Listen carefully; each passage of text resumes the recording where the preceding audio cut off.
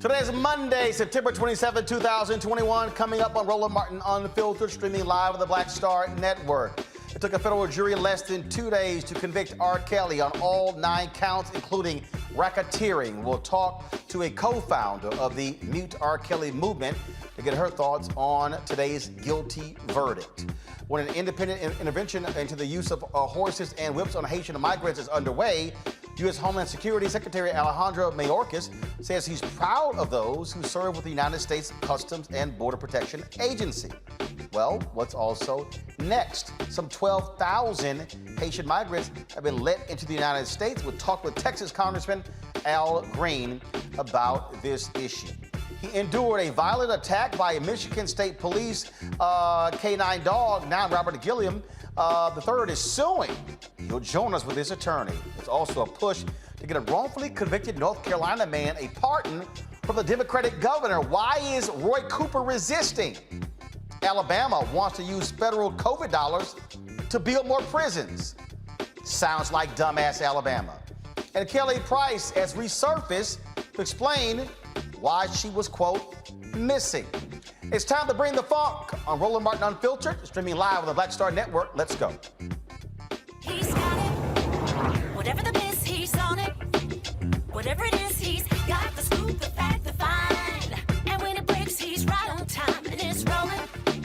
Best believe he's knowing. Putting it down from sports to news to politics. With entertainment just for kicks, he's rolling. –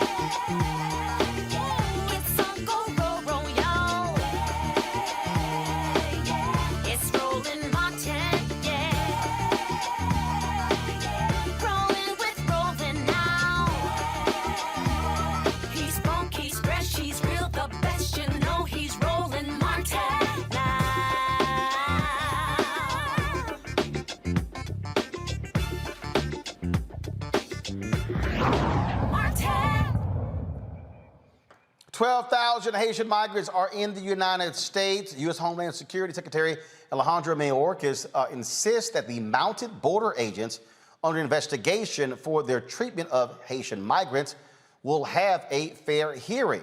This is also while you have Texas Governor Greg Abbott, who says that Texas will hire those agents if they lose their job. An independent investigation into these images of the agents swinging their horse reins as they sought to deter migrants crossing the Rio Grande.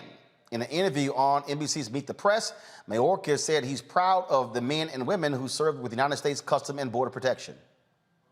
There is some Democrats in this town that thinks CPB is a rogue agency. What would you say to that? I'm sure you've heard that privately. Oh, I couldn't disagree more vehemently. I'm intensely and immensely proud of the men and women of the U.S. Customs and Border Protection. In fact, in Del Rio, Texas, I saw them act heroically. You know, what those images suggest does not reflect who CBP is, who we are as a department, nor who we are as a country. Now, the Border Patrol Union said that they, using horseback, that is a training that they get. Are they right? Oh, the Horse Patrol serves an incredibly important function. Horses can traverse terrain that might not otherwise be covered. In fact, horses are often used to not only assess a situation, but to actually help people in distress. CBP personnel have saved many lives on horseback. So those images you think are something that, do you think those images misconstrued their actions? Do you think that it's going to turn out their actions were actually on the up and up? The facts are going to be adduced in the investigation. The investigation will determine the facts. It's an independent one run by the Office for Professional Responsibility. In fact, I directed that the leadership of that office direct the investigation to ensure it's both integrity and quality. Now, the White House has condemned the treatment of Haitian migrants at the border. Out of the nearly 15,000 Haitians who arrived in Del Rio, Texas, 12,400 remain in the United States. 8,000 were sent back to Mexico. 2,000 were deported to Haiti. Joining us now is Texas Congressman Al Green. Congressman, glad to have you back on Roland Martin Unfiltered.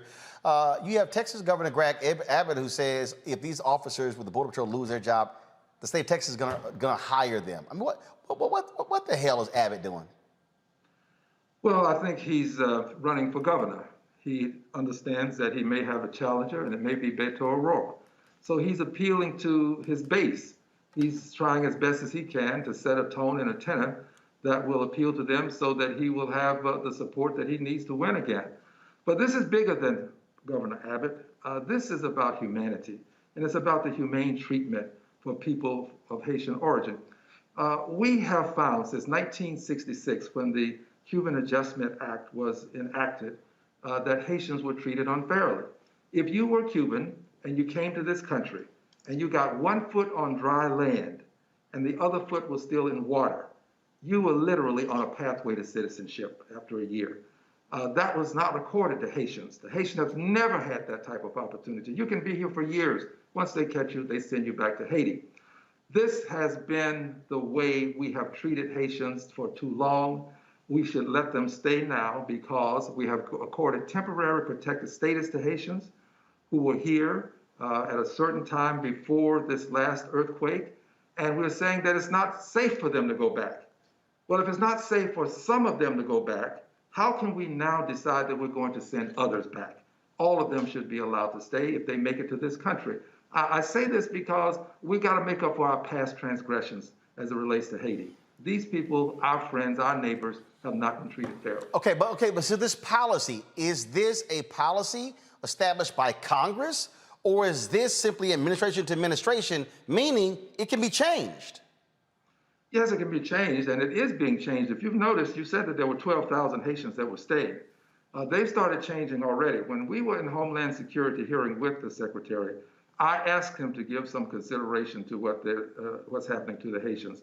And I've seen the change taking place. I'm not going to attribute all of that to my one question, but I also have a resolution, HRES 670, that is there to sanction the behavior that we saw with reference to the Haitians at the border.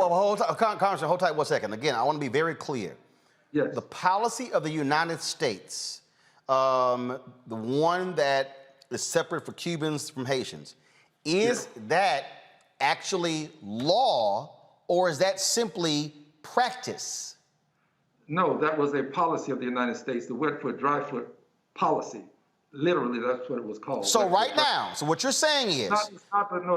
President Obama ended it. He ended it. He ended that. Yes, President Obama did. He ended it because it wasn't fair to the Haitians. They didn't get the same treatment. By the way, neither did the people from Mexico or any places south of the border. That was especially for Cubans. And it is no longer the case. But I use that as a historical marker so that you can see how Haitians have been treated over the years. They've not been treated fairly. Now, moving to the present time, it is Section 42 that we now find ourselves dealing with. It deals with the health of persons. If their persons are unhealthy, we don't have to let them in the United States. Well, I don't think that should apply to the Haitians. I think that the temporary protected status law that we have in place right now for Haitians ought to trump, the Section 42 because the Haitians can be treated here if they're sick. Sending them to Haiti, knowing that they're ill, makes no sense. Haiti is right now a country that is in turmoil. There are gangs that are roaming and killing people. You have had the president assassinated. They just had an earthquake. It does not make good sense to send them back. So I'm advocating for them to stay in this country. The 12,000 or so, how are they being treated? Are they providing any resources? Are they being treated the same way the Afghan refugees? We're talking about 12,000 Haitians. The United States provided resources, if I'm correct, for the Afghan refugees. And so what is happening there? Millions for the Afghan refugees. Ostensibly, the Haitians should be receiving treatment that we give all persons who are seeking asylum. To get asylum, you've got to demonstrate that you'll be persecuted if you're sent back to your country. And that's based on your race, your religion, your political persuasion. If you're going to be persecuted, you should be able to get asylum. So they're being processed right now. And being processed means that they'll be given the opportunity to explain their request for asylum. They should be able to go before a judge at some point. There's a backlog, so it may take a while before they'll have that actual opportunity to appear. And in the interim, they're allowed to stay in the country. They're allowed to have the opportunity to wait here until that asylum takes place. Now, as you know, many persons were waiting in Mexico under the Trump administration, but this administration has allowed persons to wait in the country. We've got some, I've been dealing with some stuck-on stupid people who are anti-immigrant, black folks who are anti-immigration, even when it comes to black folks. And I keep making the point that if you actually look at the birth rates in this country that are actually decreasing among whites, but also African Americans, immigration is a natural part of any country's future. And so what do you say to these black folks out here who say, the hell with the Haitians, we don't give a damn about them? These black folks who say immigration is killing the black community. What would you say to them, those who watch it? Because they love bitching and moaning about our show, but they always got something to say about our show as well. What would you say to them right now? Well, I'd say to them, if you think Social Security is a good program and that it benefits people, then you probably want to have some working immigrants, because the immigrants that are coming, generally speaking, are young people. And Social Security is funded by the young for the older people. This is a good program, Social Security. I want to see it continue. So we need young people working to make sure that the program is properly funded. So just hold it right there. So yes. For the black person right now who's 40 or 50 years old, whining and complaining about this, you need people in the future working to fund the person today who's going to be 65 or 70 in 25, 30 years. That is correct. Social Security is dependent upon people working. We don't have a coffer with all of the Social Security funds in it. I wish we did. You might remember there was a president who campaigned, a person ran for president, campaigned and said he was going to put that money in a lockbox. Well, it goes into the general fund and we use it for various purposes that are good. I'm not complaining about how it's being used, other than we should be prepared to make sure we take care of future generations. So yes, that's one thing that I would tell them. But then I would also say to them, as much as we say we will take jobs, there are some jobs that because we are educated and because we have opportunities that we see in this country that we'd like to have, that we don't take these jobs immediately. There are not a lot of people who want to work in slaughterhouses. There are not a lot of people who want to work out in the sun picking fruit. These kinds of jobs usually are taken by people who are new to the country. And because they're new to the country, they get wages that are not acceptable to me. Lots of those wages are not. Some are, but they get these wages. So they're low-paying wages. And I don't want people to make anything less than a living wage. But a living wage for some people is something that they'd like to get beyond. So you have entry-level wages, and immigrants take a lot of these jobs.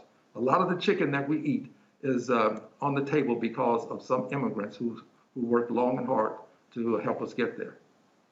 All right then, Congressman Al Green, I heard that buzzer. You got to go vote. I do, but I got to ask you one more thing. May I share one thought with you? Yes, sir. This is important. Mr. McConnell told us something just the other day, Roland, that we should listen to. He said that we have the House, the Senate, and the presidency. I've heard you talk about this. And if we have the House, the Senate, and the presidency, he said, I'm not going to help you. If you want to do something, do it. You have control. But let me tell you what he said without saying it. He also said this: when I'm in charge, I'm not going to expect you to help me. I'm going to go ahead and take care of business. He's saying, just like I took care of those judges, I changed the rules for the Supreme Court, I'm going to take care of business. So he's saying, you're in charge now. So if you want to get your comprehensive immigration reform passed, go ahead. If you want to make sure that you've got a CR passed, continuing resolution, if you want to pass these bills for trillions of dollars, you should do that. Because when I'm in charge, this is McConnell speaking, I'm going to take care of business. That we are not going to allow you to tell us what to do when we're in charge. So I think we have to listen to this man, and we need to do away with the filibuster. That is the thing that is blocking all of what we want to accomplish. Get rid of the filibuster, and we can take care of business. Thank you for allowing me to say that. All right, Congressman Al Green, I certainly appreciate it. Thank you so very much. Thank you. want to go to our panel. Makongo Dabinga, professorial lecturer, School of International Service at American University. Dr. Julian Malveaux, College of Ethnic Studies, California State University, LA. Lauren Victoria Burke, writer with the NNPA and the GRIO. Folks, so you heard what he had to say there, Congressman Al Green. And the thing that is a trip, Julian, I listen to these whiny people. Oh, black people should not be helping with this immigration issue. And I'm sitting there going, again, clearly these are people who know nothing about the history of the country and how you actually have a future. I mean, that's what's so crazy. You got these white folks who are yelling and saying, oh, they're destroying our country. They can't offer that proof. They're like people, oh, they're taking our jobs. Okay, you're lying. First of all, the jobs we're talking about, I don't know a lot of black folks who are trying to out there be picking lettuce and oranges and doing a lot of that type of work like the migrant workers in California, Texas, and Florida. You know, Roland, what's interesting about what the congressman said, most importantly, was the notion that younger people pay into older people's Social Security. In other words, what we know is that we have people whose work is supporting our nation. So it's crazy for folks, but you know, white people crazy. Let me just say that, white people crazy. We know white people crazy. All together now, white people crazy. Oh, Makongo, come on with me. White people crazy. So they don't really get it. They don't get the ways that the intersectionality of our existence works. I want to know, too, what happened to the Haitians who were released. But more importantly, I want to know why our public policy has been such a debacle around this. Why you have white men on horses with whips, dealing with people. So these are things we want to know. But the Congressman Green is right on it. He and many others have raised the most important questions. And what we need to do, all of us, is to support them and to start calling their offices. And as he said, the filibuster is death. So we've been talking about this, Roland, as you know, for a long time. But it's time now to say, let's get rid of the filibuster. Makongo, again, it is very interesting when you listen, and I've talked about this for years, dating back to when I had midday and the morning drive show on WVON in Chicago, going back to 2006, 2007. You have, there's a percentage of black folks who are violently anti-immigration because they have fallen for this notion of this is horrible, it's destroying African Americans. It's not. And what you're dealing with here is again a situation of not understanding exactly how immigration works, how there's an actual immigration policy in this country. No, yeah, you're absolutely right. And I would add another category. We talked about the different types of jobs they may take. I'm going to add another category. They're going to be going into some of these professions as it relates to nursing and the like, because we have to understand that these are people who are coming from places like Brazil and Mexico, and many of them already had a certain level of skills and education. And so you see that we have people who are nurses and other professions who don't want to get vaccinated, who are leaving those professions. I can guarantee you that many of these folks who are coming in, if they have the skill sets, they're going to get vaccinated and go into those professions as well. And then people are going to be up in the hospital and be like, why we got all these Haitian nurses? Why we got all of these Haitian teachers? And so on and so forth, right? And so you're absolutely right, because once they get into this country, as Representative Green said, they actually serve the greater community. We also know that people who are here as immigrants also pay their fair share of taxes, more than many other American-born people here as well. So they ultimately contribute to the economy. And quite honestly, if we're talking about building our society and building our community, these are people, if they stay and become citizens, and if they continue to be treated properly, by the Biden government, if they finally get their head right and start treating them like actual human beings, these are people that can also be part of the voting populace here in this country that can actually vote for some of the change that we need in terms of leadership. And so I think that people within the African American community got it all wrong, who feel like these people are part of the problem. They can be part of the solution, and they need to be embraced as part of our diaspora community as opposed to pushed to the side. Because I can guarantee you that people from Afghanistan who are here, who've been here forever, aren't pushing these refugees from Afghanistan away. They're bringing them into their community to help them grow their community, and we need to be doing the same thing. You know, the thing that is just interesting to me, Lauren, again, is to listen to just the nonsensical people. And let's just be real clear. The folks who are running their mouths the most despise Biden, who frankly were trying to help Donald Trump. See, and I love it when they always like, well, no, this all about we were trying to get this. No, there were two options. It was either Donald Trump gets reelected or you elect Joe Biden. Now, those of us who support Joe Biden can still kick his ass on when he's wrong. The difference here is Donald Trump didn't give a damn about nothing involving black people. Nothing. He was playing games, hanging out with Kanye and Lil Wayne. That's all he wanted to do. And Candace Owens. So at some point, we need to call it what it is. A lot of these folks want to be contrarian, got no alternative, no plan, no agenda, can't organize themselves out of a phone booth, but now they want to yell and complain and say, we shouldn't be taking up for Haitians for how they were being treated. Bullshit. Yes, we can. If you're a human being and you are seeing inhumane things happen, you don't stay quiet because you don't like immigration. Yeah, I mean, obviously what happened at the border, what we saw in that video and what we saw in those photos was not right, no matter who it was.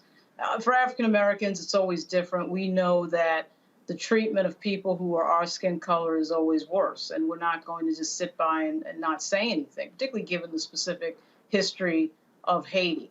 So, I mean, there's a lot of things going on here. The idea that people complain about immigrants, I think that the points were well taken from the congressman from Texas, Al Green, with regard to the jobs that African Americans are likely to be competing for when it comes to immigration.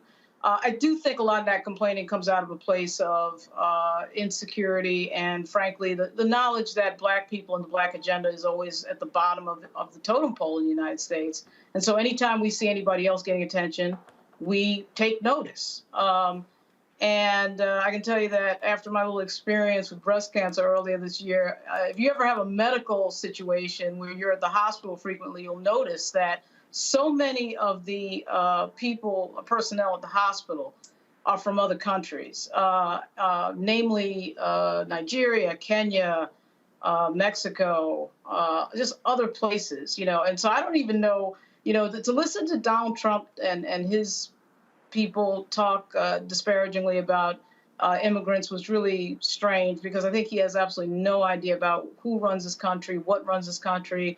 You know, every time I see people, particularly in Arlington and in Washington, D.C., who are from other countries, they're here busting their ass. And I mean really seriously busting their ass. They're doing the work that our ancestors had to do back in the 40s and 50s, the cleaning, the construction, those things. Those are real. This is not sitting around the office pushing paper. You know, this is real back-breaking work. I'm not sure how anyone could not notice that just from walking around on the street in any big city in this country. So, you know, what we're talking about really when we talk about immigration and we talk about Donald Trump is really just racism and the fact that he's very, you know, insecure and unnerved by the idea that this country is getting blacker and browner. So that's what that's really about. And for all of you people who just keep running your damn mouth, when we talk about the census, 95% of the growth in Texas were people who were non-white. That includes immigrants. When we talk about what's happening around this country, again, numbers don't lie. And also, this is the last one. I'm sick of all y'all running y'all mouths talking about Biden and Gitmo. Go to my computer, please.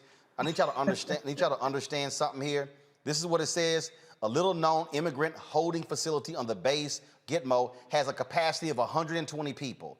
The records say, and it will have an estimated daily population of 20 people. It's a holding facility, y'all. So please, shut the hell up with all of the nonsense. I mean, if I'm sick of these YouTube, TikTok, Twitter doctors when it comes to COVID, I'm damn sure sick of these Twitter, YouTube, wannabe legal experts on immigration who don't know a damn thing what the hell they're talking about, but they love to simply just run their mouths left and right. So, if I could jump in here for one quick second. Real quick. First of all, I want to commend Lauren on her recovery and thank her for her advocacy. Secondly, there's an organization called Touch, Touch, BB, Black Cancer Association. Run by a friend of mine, Ricky Fairley, and I want folks to check it out. She's done amazing work. The problem is that Black women experience breast cancer very differently than other women do. We get it sooner, we die quicker, and she has found some money from pharma to ensure that more of us are in breast cancer trials. Just wanted to give that shout out. And Lauren, I'm so glad that you're still with us. All right then, folks. No doubt. Thanks, Doc. All right, go ahead. Say it, Lauren, you were talking. Say it again. I was just saying thank you. Thank you, Doc. All right, folks. Let's go to our second top story. That is R. Kelly found guilty on all counts in federal New York trial. He was found guilty on 1 count of racketeering and 8 counts of sex trafficking. Of course, jurors began deliberations on Friday, quickly reached a verdict after a weekend hiatus. Kelly will find out if he will spend decades in prison when he is sentenced on May 4th. The singer still has charges pending in Illinois as well as Minnesota, and of course, there's still an investigation happening in the state of Georgia. Man. Folks, let's now talk with one of the co-founders of the Mute R. Kelly movement. She joins us now from Atlanta. Ronna K., glad to have you on the show. Let's get right to it. This is, here's what I found to be very interesting. R. Kelly could have left the country. He was found not guilty in the 2008 trial. Heat was being applied to him, chose to stay, and in talking with folks out of Chicago, in his camp's mind thinking, oh, we're going to beat this thing again. But what you saw this time, you saw the feds use a different tactic. In the first trial, it really hinged on the testimony of one young lady who was in the video. That jury did not say that there was not him on the videotape. What that jury said was they could not ascertain the age of the young girl in the video. This time, you had woman after woman after woman after woman after woman, and men testifying against him. And the big difference, I think, in this trial, you had people who worked for R. Kelly who also testified against him. That's absolutely correct. And that was the strategy of our movement from the very beginning. This was a financial boycott because we understood that when it's a powerful, rich, famous, talented man against unknown women, that power dynamic can just be too hard to overcome. But when you're talking about the people around him who are enabling the behavior, who are hiding the secrets, who have the receipts, when you make it so they no longer have a financial incentive to do that, all the chips are going to fall and all the truth is going to come out. And it's going to make it harder to deny what we already know to be true. And so we use that strategy as a way to try to build awareness, but also to kind of pull down that wall of silence that had been insulating him for so long, because that wall was made of money. That wall was made of concert fees. That wall was made of radio spins. That wall was made of streaming. And that is what had kept him from justice for so long. But you take away somebody's financial incentive to protect someone they know to be a serial child molester, and the truth comes out. The feds come knocking on your door and you're not getting a paycheck from this person and you're looking at charges, you're more likely to go ahead and spill the beans. And so that's what we've seen happen. And that's what's worked. And let's be clear, everything that you described, that's actually what it took to get to this point. That is actually what it took. So it has never been about women coming forward. Women have been coming forward for decades. It's never been about us not knowing. We all saw the tape way back in the day. It's never been a secret that nobody knew about. I haven't met anybody in Chicago who's around my age who doesn't have an R. Kelly story. This isn't that we did not know what was true. It's that we did not have the tools in our arsenal to prove it. And he just had all the power and all the money. You know, he was able to pay this family to go away during the trial and pay the family off so that they don't testify. You know, he was able to just keep paying civil suits, you know, to keep this out of a courtroom. So it's never been about truth. It's just been about getting to the people who are holding the receipts and making it so that they had to come forward. It was a very strange defense, if you will, probably because they had none. Yeah, I mean, I think at the end of the day, when all the receipts are there, when all the witnesses are there, when this has been a big open secret for decades, it's really hard to craft a defense that's going to be convincible. You know, so this was just lawyers billing hours and cashing checks because they knew that this was in no way going to be winnable. And they tried intimidating witnesses and doing some of their old tricks that didn't work. I mean, you saw so many of his lawyers, I think, at a certain point realizing this is fruitless and quitting. So he keep having to change lawyers and stuff. But there was nothing here that they could really fall back on other than just hoping that the jury might still have a soft spot for R. Kelly and let him off like they did the first time. What do you make? I mean, I had people who were tweeting me, emailing me, you're wrong, read the transcripts. These folks are lying.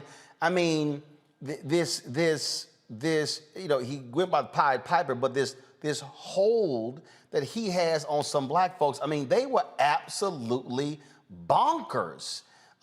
Hitting me up, literally saying our coverage was shameful and wrong, and read the transcripts, at one point, the attorney for one woman walked out of the courtroom in disgust. They were just throwing all kind of stuff out.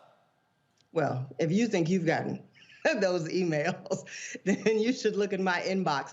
But I think that, you know, we are so hardwired as a community to want to protect Black men against everything.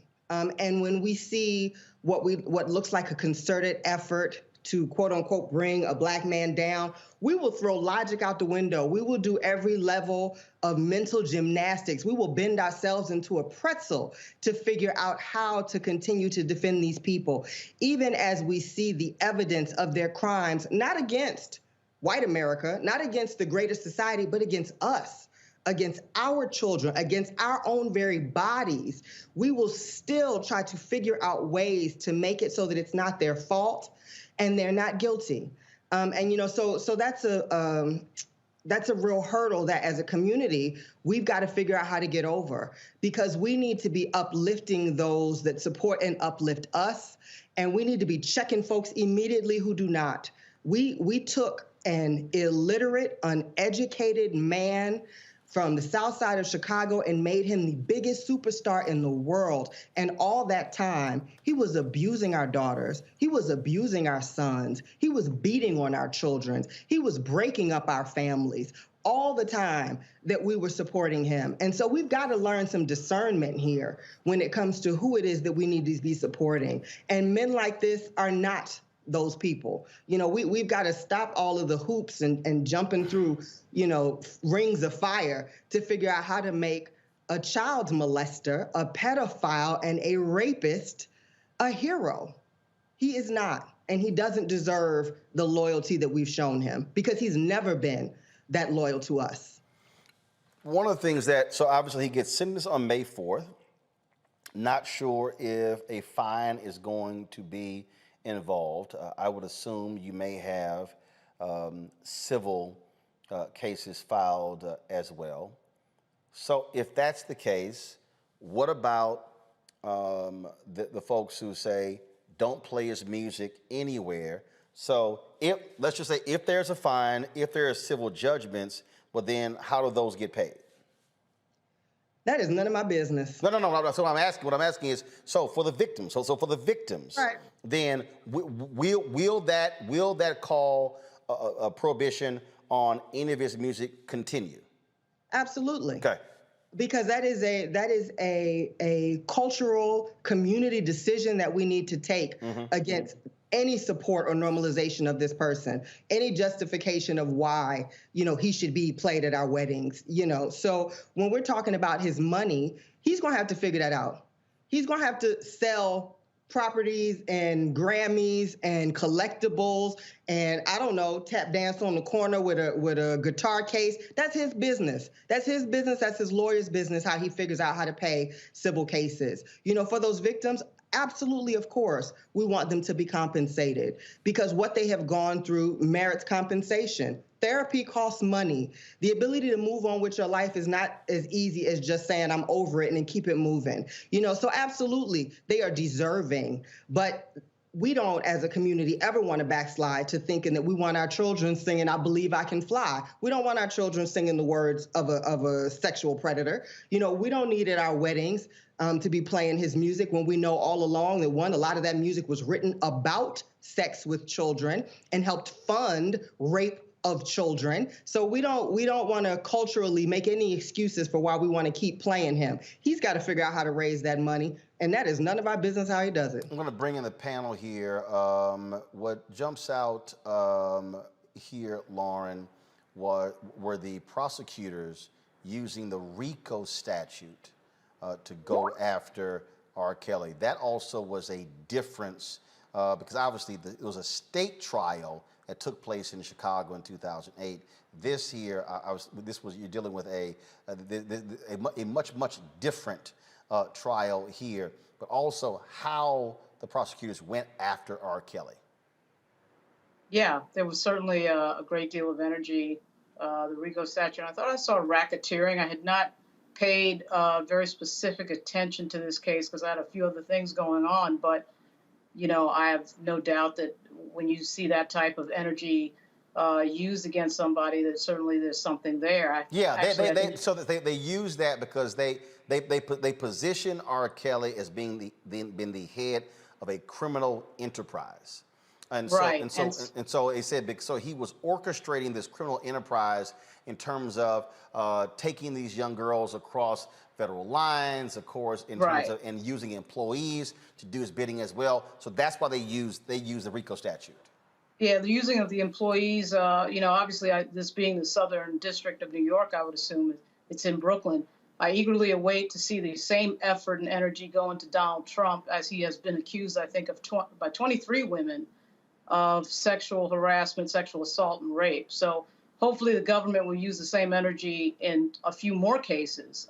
We saw in the Weinstein case as well, certainly the difference, I think, in R. Kelly's case. And in this case, R. Kelly, of course, we're dealing with minors in so many of these instances. But it would be interesting to see, hopefully that same jurisdiction will go after Donald Trump in the same I think, vigorous way that they just went after R. Kelly. Congo, what do you make of, again, this jury decision?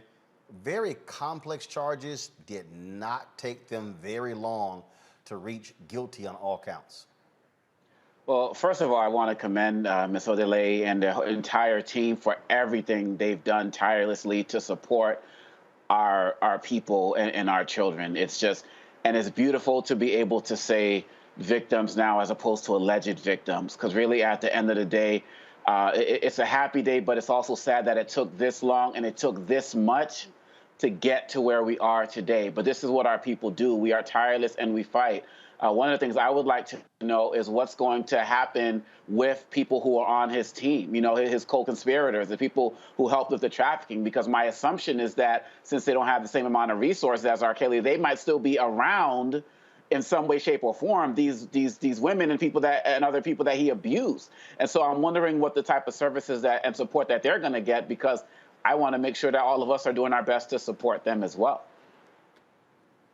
Great point. Yeah, it's a great point. Yeah, go ahead. And I think that, being that this was charged under RICO and there's a conspiracy, there's no conspiracy without your conspirators. So we hope that additional charges will be brought against the people who enabled and helped him in this criminal ring for decades. We're really, really hoping that that's the case also, because they all need to be held accountable. Julianne? You know, this case is a really important case around intersectionality. So many Black people feel like we have to rally around the Black person. And often when we do that, we put women at the periphery.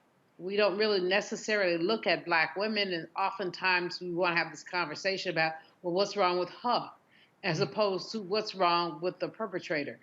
Have you, and you mentioned early on in the interview, that there was a pressure to support R. Kelly because he's a Black man. How have you worked this intersectionality out, and what can we learn from this in terms of the many ways that Black women are sidelined? Yeah, I mean, that's such a great question and such an important topic that our community needs to be discussing, because you're absolutely correct. We have a knee-jerk reaction to support Black men when we see them in the news for something negative, but we don't have that same default when it comes to Black women. And so, you know, whenever a Black woman comes forward, there's a lot of questions, there's a lot of moralizing, there's a lot of, well, why did you? And never is the focus placed where the focus needs to be, and that's on the perpetrator of the abuse against that Black woman. And so this has been a real difficult movement to navigate because you have to, one, kind of engage Black people in that double standard, and that's a hard thing to do. And you also have to get them to understand that supporting our sisters is just as important as supporting our brothers, because our sisters are the foundations of our family. And so if we are going to continue to throw our sisters aside and ignore them when they say they have issues and problems that need help, that need resources, and when they need protection, their ability to form whole, healthy Black families, which is the cornerstone of a whole and healthy Black community, is compromised. So we need to do so much of a better job of really listening to our sisters and checking the ego and some of the kind of training that we've all had. I'm the exact same way. We've all had this training. The man's trying to bring the Black man down, but we ignore a lot of the real facts. Black women are the fastest growing incarcerated community. Black women have some of the biggest health disparities in this nation. Black women are getting paid less than everybody else on the totem pole. Black women are experiencing rape and abuse more often than any other group. The largest complaint against the police is not misconduct against Black men, it's rape and sexual abuse against women. So, you know, our needs are not being met. And we are so socialized to be strong, to soldier on, to stand up for our brothers, that we often don't stand up for ourselves. And I think we're seeing a shift now in our culture with Me Too and a lot of these other movements of Black women saying, hold up, no more. You can't put anything else on my back. I am not a mule. I need help. I need resources. You're going to listen to my problems. And when I ask for justice, I'm not going to stop until I get it. And I think that that's a wonderful turning point for us as a community, because we can't go anywhere without our sisters as a whole, as a society. We want to talk about economic empowerment or political empowerment. There is nothing we can do without our sisters being there whole and healthy and supported and loved. And so we need to be having a different conversation just as a community of how we treat Black women and how we see and value Black women. He is going down. This is the New York case. You still have 2 other states. Then you still have a Georgia investigation. Are you others encouraging feds to continue there as well? Because sometimes what happens is someone's found guilty in another jurisdiction and they don't move on those particular cases as well. Your thoughts on what they should do next in the other 2 states? Oh, absolutely. We want to see justice done wherever there are cases to be had, and especially here in Georgia, because that is where this movement started. And that family who started the outcry that led to all this still has not been reunited with their daughter. And so we absolutely want to see that investigation continue here and justice be done here as well and everywhere. He doesn't get off the hook in any of these cases in our eyes. So he needs to go and sit in front of his accusers, and they deserve to have their day in court. And so we're going to keep pressing until all of these cases are complete. All right, then. Veronica, we appreciate it. Thanks a lot. If people want more information on the Mute R. Kelly movement, where do they go? They can go to our website, muterkelly.com, or official Mute R. Kelly on Instagram, Facebook, and Twitter. All right, we appreciate it. Thank you so very much. Thank you. To our panel, I think that what this case has also done, it is challenged a lot of folks who made a series of excuses. If you go back to him being acquitted in 2008, and I make the point again, he was not acquitted of, the jury did not say that wasn't R. Kelly on the tape. They said they couldn't ascertain the age of the young girl in that video that was circulated. In fact, someone actually sent a copy of that videotape to us at blackamericaweb.com when I was the founding editor of Tom Joyner's website. And it was, folks were absolutely trying to get his attention, trying to get the attention of the authorities. But you had folks who still played the music, who still were inviting him, who was, I remember one of the years when he was actually on the Tom Joyner cruise.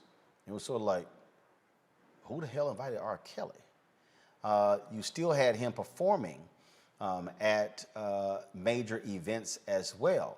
And the point that she makes there, it was the biggest battle that folks had in bringing justice for R. Kelly were black folks, fighting black folks. That was a big issue right there. Well, the reason for that is that black folks know their history, and that has included really a targeting of black men around sex crimes. I mean, we have a lynching museum in this country for a reason. So, I think we always have to have this balance in our community of knowing two things at the same time. And we can know that R. Kelly is guilty and at the same time understand that there's a lot of racism and hatred directed specifically at black men and, quite frankly, violence. And that particular ritual of lynching, of course, includes sexual violence in itself. So obviously African Americans in the United States, we have a more complicated history than anybody else. And we have to juggle all of these questions at the same time. It's not that you don't know that somebody's guilty. You know that somebody's guilty, and you also know that there are things that happen that are unjust in our justice reform, in our justice system that are not right, that are specifically directed to certain groups. And that's one of those things where and again, I'm looking at whether it's R. Kelly, whether we're dealing with COVID, we're dealing with all kinds, how the history and the suspicions that black folks have, how it's also weaponized against black people. Right. And you saw that. You saw that in this R. Kelly case. You saw folks who were like, and let's just also be honest, you had people who were like, yo, I can keep getting paid. I can keep getting paid because he was still writing songs, he was still performing. I mean, there are people today who will still insist, hey man, dance to the music. Roland, part of the ugly underbelly of this R. Kelly case is the denigration of black women and the willingness of so many others to accept the denigration of black women. We are the lowest on the totem pole in terms of earnings. We are at more risk for COVID than many others because we're in those essential jobs. And we are basically detritus to so many people. R. Kelly and too many black men. I was reflecting, I'm writing a piece right now about Melvin Van Peebles, Sweetback. And I met him. It was one of my first Broadway plays as a kid to go to. He was brilliant, But it's so easy for folks to throw Black women away. It is so easy for folks to denigrate Black women, to use us as objects, and Ben Peoples did that. Now, I love Sweet Sweetback. I love Ain't Supposed to Die a Natural Death, but I also am pained at the ways that Black women become throwaways.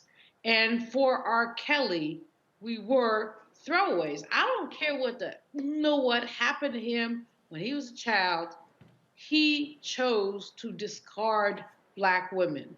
And this is something that we Black thinkers, writers, etc., need to call folks on all the time. One of the things, Congo, that this case also caused people to force them to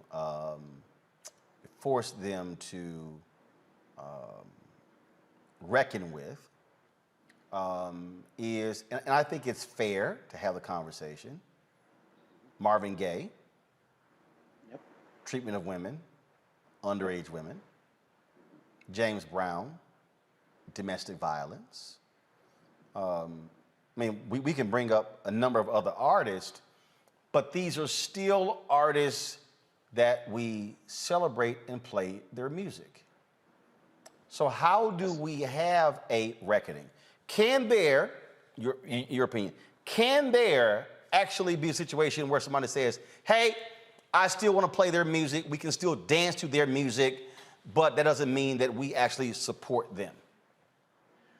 I think that for many of these issues, it can be situational. I think that with R. Kelly, for example, I think particularly when you have trials and convictions, people need to really start working on saying we can't be down with this anymore. I think in situations of the Marvin Gayes and other people of the like, those stories need to also be out there so people can make their decisions about that. Because one of the things that people like to say, well, the times were different. That was the same argument they used with Bill Cosby, right? There's never any justification for this. And so I think that these are real conversations that we need to have. I saw a story about a documentary about Rick James that is coming out and his stories as it relates to women. And we have to make it known for everybody, especially for future artists. When not just the Rick James documentary. I was just watching the Muhammad Ali documentary when he was when he was introduced to one of his wives who was 16. And he had visited her class years before. And he was encouraged by his manager, Herbert Muhammad, to date her. She was 16. I mean, again, I was just watching. It was the Ken Burns documentary. I saw the Blood Brothers on Netflix. This was in the Ken Burns documentary. And see, that's another one that I was not aware of because I haven't gotten to that documentary yet. And so I think that we really, what we have to do at the end of the day is we have to tell the complete story. You know, I'm raising daughters, I'm raising a son, and, you know, we got future artists coming out, out here who need to know that going forward, they're more likely to become like R. Kelly than to be celebrated like somebody like a Marvin Gaye or somebody like that. You know, when we look at this right now, I just feel like we have to have a discussion about it all. One of the things we also have to have a discussion about is I know many Black women who also supported R. Kelly and still do, and why that's also problematic. So I don't have the exact answer, Roland, about where do we go in the past, but what I do know is that we need to expose it all. Any artist who did it, any artist who wrote about it, any artist who talked about it, convictions especially, ban everything. But we need to, at very least, have a conversation and an accounting, a reckoning of what our artists from the past did as well going forward. And we have to at least do that. And we're not even doing that because we're like, that's how it was back then. It was wrong back then, and it's wrong now. And there's also another documentary out on a lot of rock bands and what they were engaged in with underage girls and groupies on the road, things along those lines. And so we're not talking about just what Black artists were. We're talking about Black artists, white artists. We're talking about, again, a culture that was encouraged, and to the point that our previous guest was making, the music industry has to also. There are music execs. There are record labels that also have to atone for their sins because they saw what was happening on the road. They saw what was happening in recording studios. But as long as hits were being pumped out, they did not care. And they can hear what's happening in the music. Yeah. I mean, we hear. Ask Omakongo. So, what do you say to your daughters? They're young women. They're hearing this music. What do you say to them? How do you get them to balance it? Young daughters and young sons. Go ahead. Yes, I tell them, look, y'all are not listening to folks who are out there who are accused of domestic violence or committing these acts. Another one who was murdered, I believe, last year or the year before, Triple X Tentacion. You know, he had a track on the Spider-Man Miles Morales soundtrack, which they love, and I'm like, we're not playing that song. So what I'm doing with them is I'm having an honest conversation with, these were some of the guys that I listened to growing up. Some of these stories I didn't know about. I found out too late. Some of these stories, like R. Kelly, as soon as I found out about Aaliyah, I was done with him. And I let them know about the challenges that I've had letting go of music that I've been attached to. But at the end of the day, it needs to be done. And so I let them know that particularly when it comes to abusers and pedophiles, we can't mess with them in the music in our household. And they understand. You must not be listening to much rap music. Because obviously the level of misogyny in rap music alone, and frankly, a lot of rock and roll. I mean, if I remember reading correctly, Jerry Lee Lewis married his 15 or 16-year-old cousin, and two of his wives turned up dead, and nobody ever talks about that. He's still alive. Hold on. First, it's talked about that also destroyed his career. But you're right. But that is fact. That's what actually happened. Yep. I mean, I'm a rapper as well. I just want to say, like, if we're going by, hold on. I'm a Congo, then Lauren. Go ahead. I'm a rapper as well, and I teach a lot of courses on hip hop as well. And so you are absolutely right.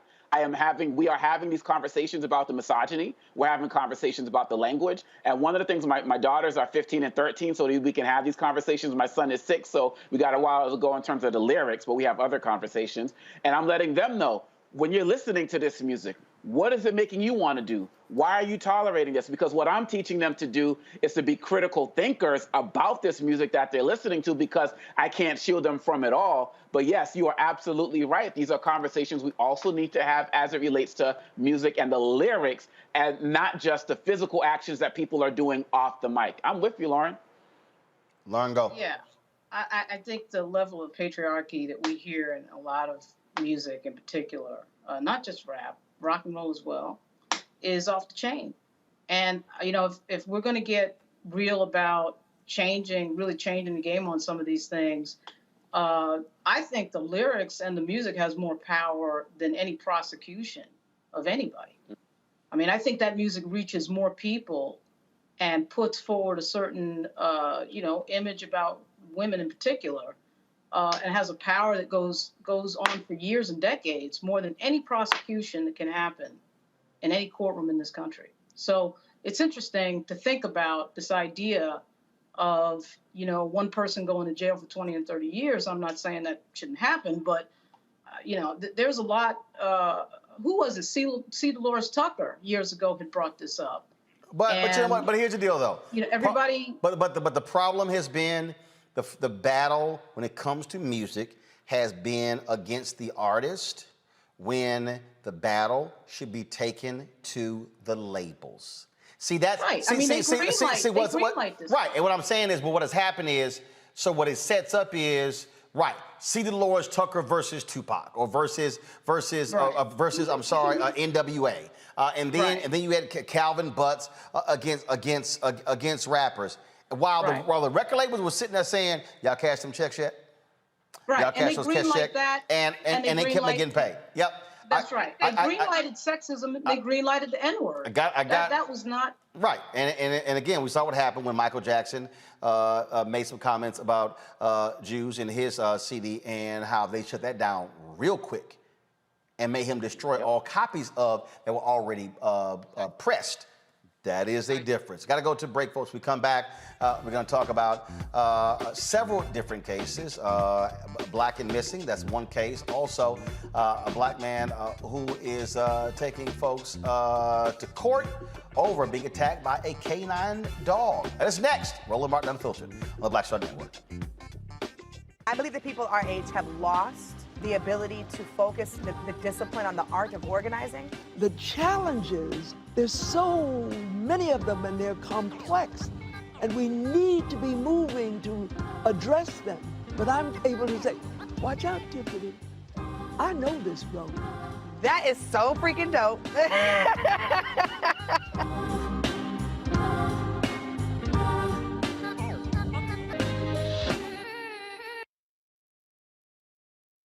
Time to be smart. Roland Martin's doing this every day. Oh, no punches! Thank you, Roland Martin, for always giving voice to the issues. Look for Roland Martin in the whirlwind, to quote Marcus Garvey again. The video looks phenomenal, so I'm really excited to see it on my big screen. Support this man, Black Media. He makes sure that our stories are told. See, this difference between Black Star Network and Black-owned media and something like CNN. I got to defer to the brilliance of Dr. Carr and to the brilliance of the Black Star Network. I am rolling with Roland all the way. Honored to be on a show that you own. A black man owns the show. Folks, Black Star Network is here. I'm real revolutionary right now. Roland was amazing on there. Stay black. I love y'all. I can't commend you enough about this platform that you've created for us to be able to share who we are, what we're doing in the world, and the impact that we're having. Let's be smart. Bring your eyeballs home. You can't be black-owned media and be scared. You dig?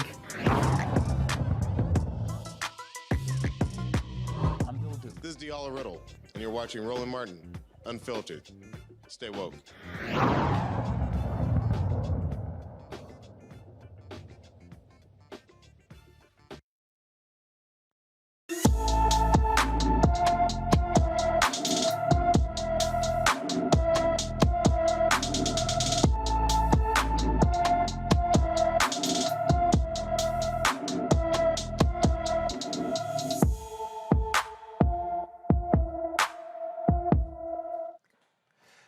Deidre Reid is a 41-year-old black woman missing from Pageland, South Carolina. She's been missing since September 3rd, 2021.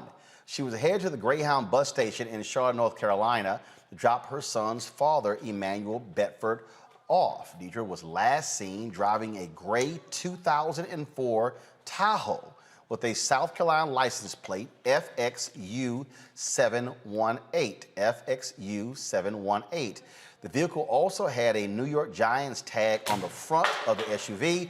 She wore gray sweatpants, a light pink and white shirt, and white Air Force One shoes with her hair in a ponytail. The family is offering a $10,000 reward for information that leads them to find Deidre. If you have any information about Deidre, please call the Pageland Police Department at 843-672-6437, 843-672-6437. Again, that number, 843-672-6437. As I said, she has been missing since September 3rd. Missing since September 3rd after going to the Greyhound bus station in Charlotte, North Carolina to drop off her son's father at the bus stop. So, folks, they definitely, if you have any information, please call the police department. Well, so Washington State man sues Michigan State Police after being victim to a vicious K-9 attack in 2019. Robert Gilliam III was visiting the state in November of 2019 when the state trooper stopped him after receiving a call of a stolen vehicle. In the video, you will see former trooper Parker Solbrook letting his K-9 partner repeatedly assault an unarmed Gilliam. Watch this. Stop him! Stop him! Stop him! Stop him! Stay out of the drive, mother. Hey! Stop him! Stop him! Stop him! Stop him! Stop him! Get out of the stop him! Stop him! Stay on him! Stay on him! Stay on him! Don't move! Don't move! Stop! Hey, don't you! Hey, put your hands up! Don't move! got me! Get over! Give me that guy! Washington is Robert Gilliam III and his attorney Maurice Davis from Detroit, Michigan. Glad to have both of you on the show. Let me first start here. So, Robert, you were stopped. You were stopped supposedly for a stolen vehicle. No. So I said supposedly. What actually happened here? Can I talk, Mr. Davis? I thought it was a. Yes, I can explain what happened, Mr. Martin, if I may. Okay, go ahead. I'm representing Mr. Gilliam. So the officer gets behind my client. He attempts to pull him over. My client doesn't stop. He is involved in a very short chase. My client eventually crashes into a tree. After crashing into the tree, the impact, it caused his hip to break. So he exits the vehicle. He realizes that he couldn't put any weight on his legs, so he collapsed to the ground. After collapsing to the ground, he spread his hands out and was surrendering. He said, okay, I'm done. I'm giving up. Arrest me. Trooper Serbrook pulls up with his K-9 and orders the dog to attack him immediately. First, why was he stopped? He was pulling him over for a traffic offense. I'm not sure exactly what that traffic offense was, but just a simple traffic infraction. Okay, so he was pulling him over for a traffic offense, and you said a chase commenced. What was the reason for the chase? He didn't stop immediately. I mean, there's, some African Americans, they panic when police get behind them. Gotcha. So my client, he panicked. He didn't stop. He was involved in a very short, high-speed chase, crashed into that tree, and injured himself. Okay, so crashes to a tree. And then he clearly isn't. You look at the video; he's not going anywhere. So he couldn't. You see the video, and the dog is literally on top of him. And first of all, based upon this, there were two people in the vehicle. Yes, there were two individuals in the vehicle: my client and a relative. All right. So here you see in the video, the cop leaves where the dog is, like, okay, dog got him, and he's just gnawing at you, pulling at you, and then he comes up to the other side, then sort of comes back. How long, and like you see the video now, he's walking away, and he's yelling, pull the audio up, please. We hear you, Robert, begging the cop. He's just sort of walking off, and he's telling the dog, stay on him. Yes. He actually said he don't. The dog was biting me on my face. Hold up. Okay, here's what I'm trying to understand. You got one officer who was on the other side of the car. You've got this officer yelling at the dog to stay on him. What doesn't make sense to me is, why didn't he simply pull the dog off and handcuff you or whatever, but just keep the dog on you? Robert, go ahead. I don't care. I'm not moving, sir. I'm not moving. Got him. I'm sorry. Guys, go to Robert, please. Thank you. Guys, cut to Robert, please. Away from the video. Come on. Cut. Thank you. Go ahead, Robert. Go ahead.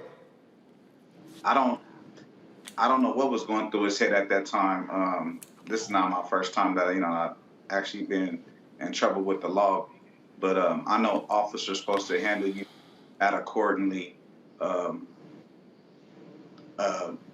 up right to their standards of when they take that vow to be a police officer. And I think he took it too far, because I kind of put him on a chase. Right now it's 2021, and look what they're doing to African Americans. So yes, I was scared, for my life a little bit, what people is going through right now, especially African American as males, what we're going through with police officers. So I was kind of scared for my life, but I didn't know that taking it that he was going to take it that far to snare a dog, almost viciously, just eat me up and almost kill me. I was asking him, I was pleading for my life, like, sir, can you get the dog off of me? And once I said, you know, he was biting me in my face, he says, I don't care.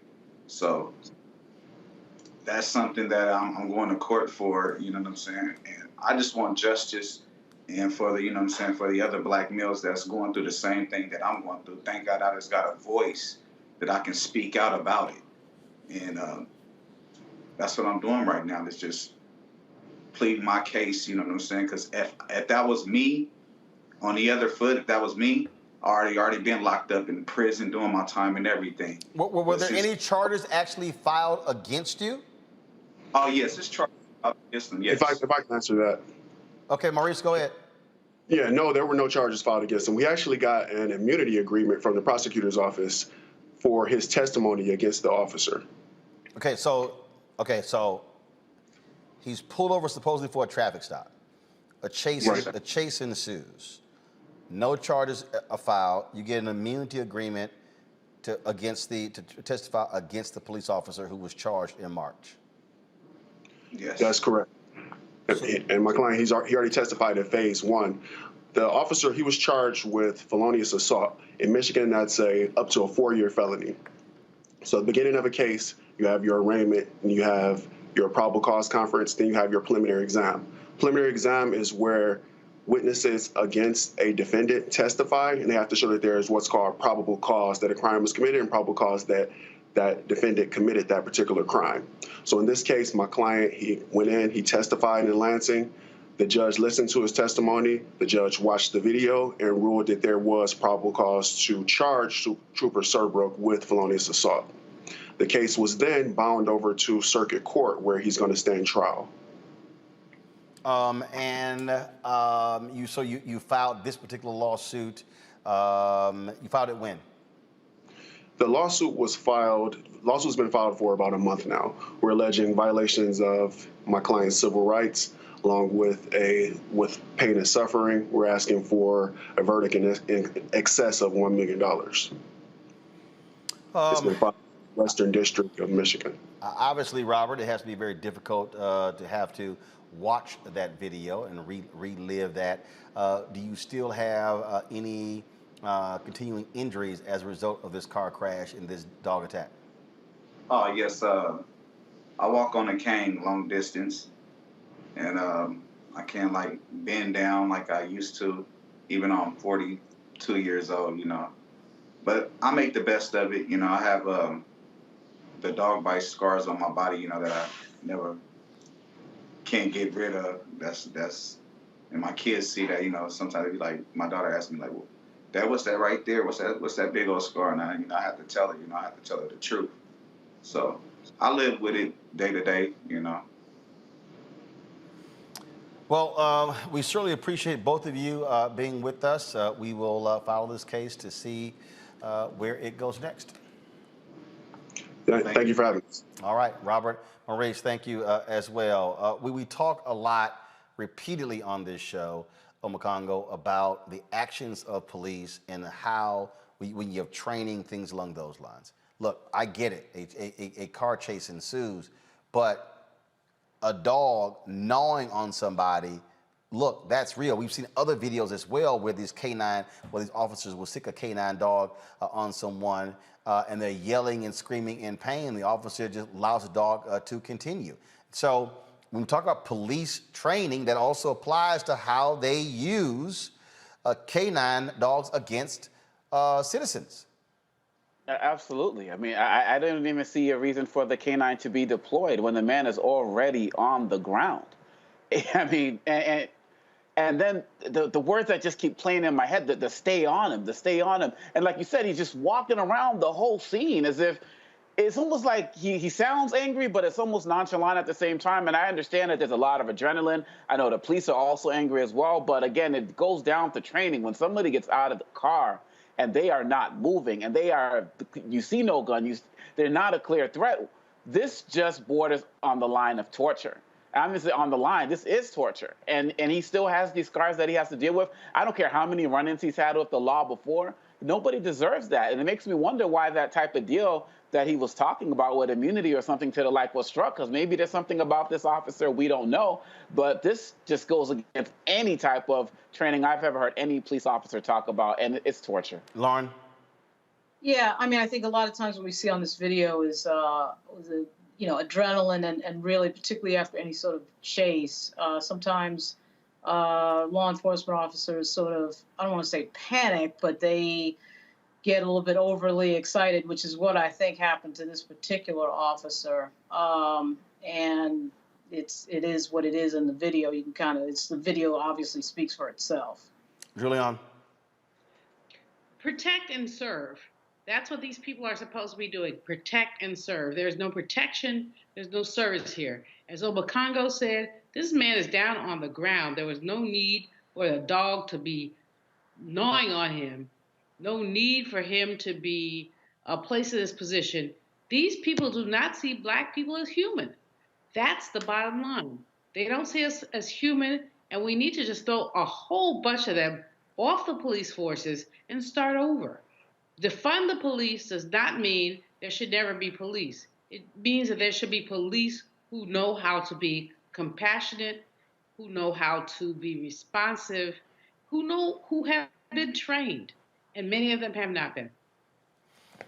Indeed, folks. A similar thing happened last week in St. Louis, Missouri suburb. The Woodson Terrace Police Department is investigating a video surfaced showing officers allowing a K-9 dog to repeatedly bite a black man during an arrest.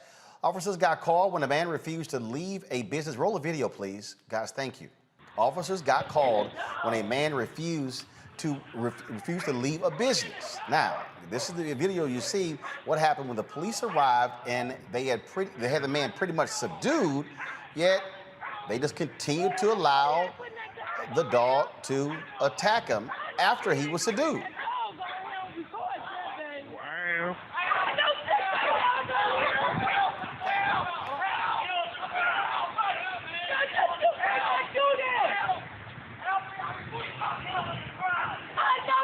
Do that. He stick the dog on him. God damn. Don't let the dog bite him. I'm recording it. That's like a dog. Lord have mercy. That's sad.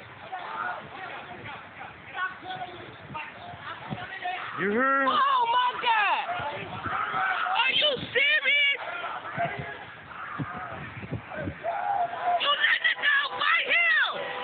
Just bite him. Oh my God! You let him bite him! Girl, girl. Record that. I am. Well, look at him. As we watch this video here, there are 3 police officers. There's one guy. Why do you need the dog biting on the guy when there's 3 cops? Wow. Julian. Again, they don't think of us as human, but even more than that, Roland, dogs have been used against us through enslavement. The symbolism of sicking a dog on a black man, that symbolism is a vestige of enslavement. It should not happen. All those people need to be fired, but they're going to have an excuse. They're going to have an excuse. And what we need to do, and that's why your platform is so important, what we need to do is to rise up and say, oh, hell to the no. Stop it. Just stop it. So this is why I'm disappointed that when we had the George Floyd Policing Act, Cory Booker kind of blinked, and he shouldn't have blinked. It's important for these officers to be held accountable. Obakongo? Well, first of all, thank Dr. Mavo for reminding us that the police reform bill has not been passed. It failed, given Senator Scott's shenanigans. And I think also when you look at this and when you look at what happened with the Haitians as well, these are like just 2 reminders of days of the past that are still here in the present. And, with these dogs, and the man already surrendered, already there. And it was just like, okay, we got you. Let's just let this dog chew on you. And then again, after they pulled him off and then put him again on it, this is barbaric. This is barbaric. This is savage. And I hope that there's a lawsuit as well and real discipline. But once we get this Police Reform Act actually passed, these officers' names will be hopefully on that list as well. It's crazy, again, Lauren, when you have 3 police officers, and if you have 2 cops who can't subdue one man who's up against the car, no. These cops wanted this dog to chew on this man, and that's exactly what happened here. Yeah, and the other thing, too, to, of course, take note of is that, these videos are not coming out of Palm Springs or Manhattan. They choose people that they think can't fight back against the system. They typically choose poor people. And, the game is changing a little bit on that in terms of civil litigation. But it's uncanny how so many of these videos seem to come out of the same socioeconomic places. Well, it's also why you got to keep shooting video. This is also why the people who want to stop us from being able to record cops need to be stopped themselves.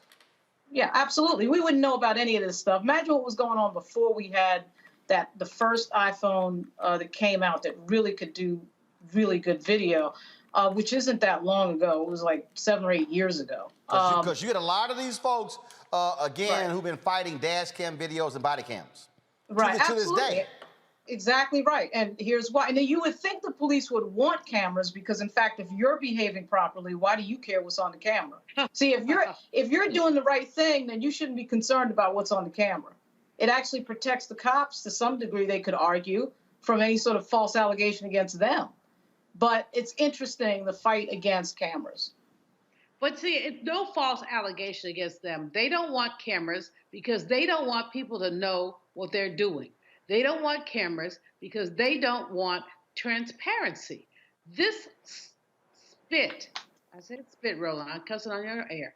This spit has been happening since Black people have been in this country, through enslavement, through Reconstruction, Tulsa, Wilmington, Delaware, Wilmington, North Carolina, rather, 1896. This stuff has been happening. We now have the technology to basically lift it up. But even without the technology, we have the oral histories to know what has happened to our people. And this is the issue that so-called law enforcement is afraid of. They are afraid that they have been operating as a rogue group of racists who feel like whatever they want to, they can basically just oppress Black people. Absolutely, folks. They're just, again, when we see these stories, and then we see what didn't happen. Over the weekend, of course, you had Senator Tim Scott, who was on Face the Nation, and he was blaming Democrats for the George Floyd Justice Act not passing, saying that it didn't pass because they wanted to defund the police. Let's just be real clear. Tim Scott is lying. The bottom line is that, and we had Congresswoman Karen Bass on the show. She shared with us all that they were trying to do, all that they did, all of the different ways that they were providing, giving in to the demands. But what was real interesting here is that over the weekend, again, we saw Tim Scott making all these claims, but he won't fully come out. And what I understand is, why not do it sitting next to Senator Cory Booker? Why not actually, first of all, let's come to a Black source. We know that ain't gonna happen. We've been trying to get him on the show for the last 3 or 4 years. He won't do it. But it says a whole lot that Senator Tim Scott will say that the Democrats are trying to defund the police. No, Senator Tim Scott failed. Because you heard what Congresswoman Karen Bass said. Mitch McConnell was like, a bill that he brings to us, we're gonna be able to support. Also keep in mind, y'all, Senator Tim Scott's trying to run for president. So all of this, okay, let's blame defund the police. How can he say, let's blame defund the police, when according to Congresswoman Karen Bass, you had Senator Cory Booker who went out and cut a deal, with the police unions. So I'm sort of confused. So here is, matter of fact, I want to pull up the right soundbite here so we can, this is what Tim Scott said on Face the Nation. Listen. Wasn't a net loss of funding. In fact, there was funding being increased in terms of increased mental health funding specifically, that there were specific programs for recruitment and training funding increases, body-worn camera funding increases, data collection. Yes. So that's not cutting funding. It's might be allocating it in different ways. Actually, here's what we know. We have about $1 billion in grant money that goes to police. When you start saying in order to receive those dollars, you must do A, B, and C, and if you don't do A, B, and C, you literally lose eligibility for the two major pots of money, the burn grants and the COP grants. When you tell local law enforcement agencies that you are ineligible for money, that's defunding the police. There's no way to spin that. You can spin it by saying— But this would codify the Trump executive orders. Let me finish. The Trump executive order I actually agreed to. What I did not agree to was the cuts that come from non-compliance. When you say, once again, that in order for you to receive the money for the burn grants or the COP grants, you must do the following. And if you don't do the following, you lose money. That's more defunding the police. We saw that tried throughout the country. You wouldn't want to cut funding for underperformance, is what you're saying? Not at all. I would say you would want to increase to police departments that aren't doing what they're supposed to be doing? Let's look at what we're asking for. What the Democrats asked for was a simple thing. They asked for more reporting on serious bodily injury to death. I said that's a great idea.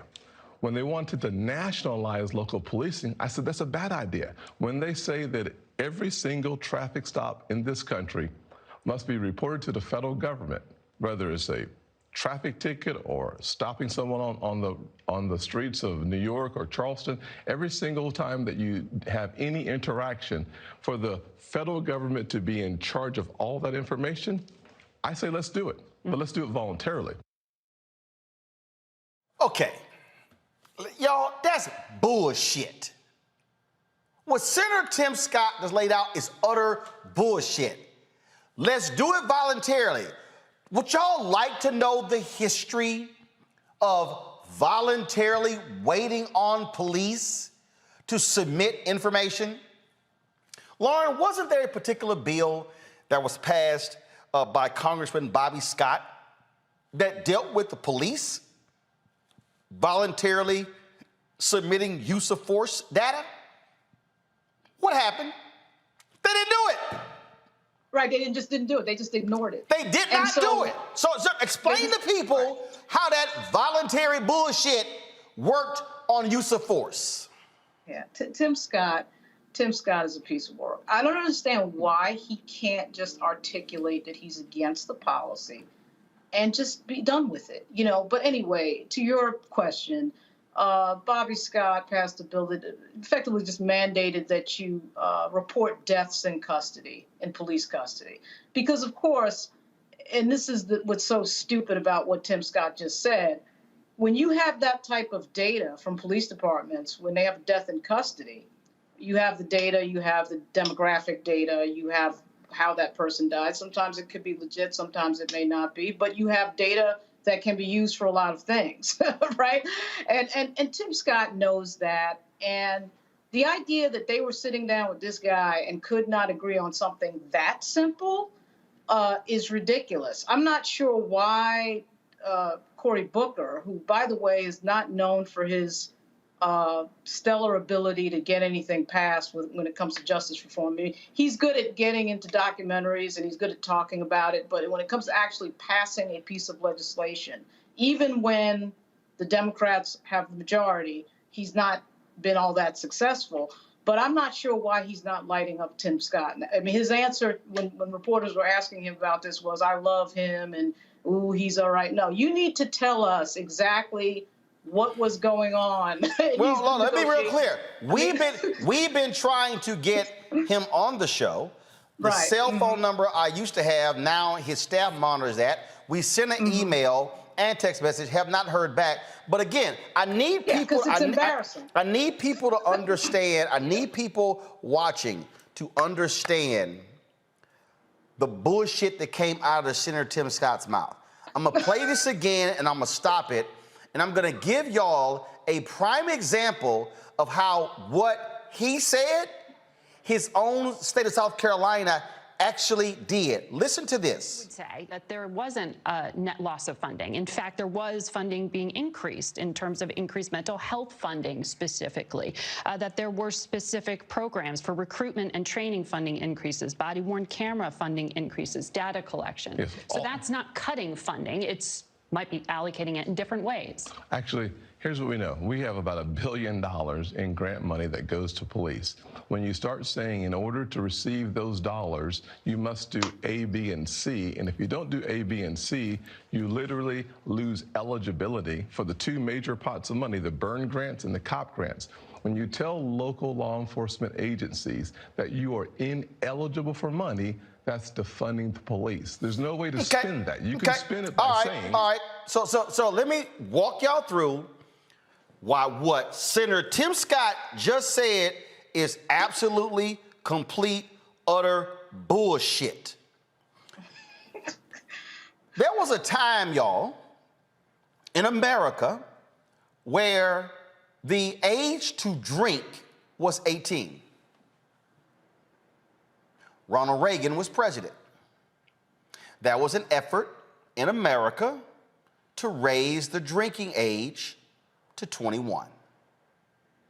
There were states that did not want to do that. There were states that were making a lot of money, like Louisiana, off of selling alcohol to folks 18 above. So you know what the federal government did? The federal government said, no problem. States, in order for you to be eligible for federal highway money, you must raise your drinking age to 21. They said, no problem.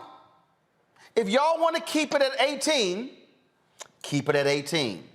But if you want federal highway funds, you got to raise it to 21. Louisiana was the last state to agree to raise their minimum drinking age to 21. So explain this to me, Senator Tim Scott. If the federal government did that for highway funds, is that not the same by saying if you don't comply with these things, then you're not eligible for this money? I'm sorry. There are numerous other examples where the United States Congress, the House and the Senate, and the president signed into law. There are numerous other examples where the federal government has said, states, in order for you to be eligible for these federal funds, you must do ABC. So I need Senator Tim Scott to explain to me the difference. This is why I'm calling bullshit on what he said, because he's lying. What he does not want to own up to is Senator Tim Scott wants to kiss the ass of the police. Senator Tim Scott didn't have the, and I don't want to hear all that crap, oh, how you've been racially profiled, but damn it, that's why they're asking for the data. They're asking for the data, Tim, because they're tired of law enforcement lying. Why is the data important? And why is the racial designation of the data important? Because then all of a sudden, when they start showing, black people are getting stopped at a 78% higher rate for traffic violations than white people, but black people only comprise a certain percentage of the city. Just hold on. Art Acevedo.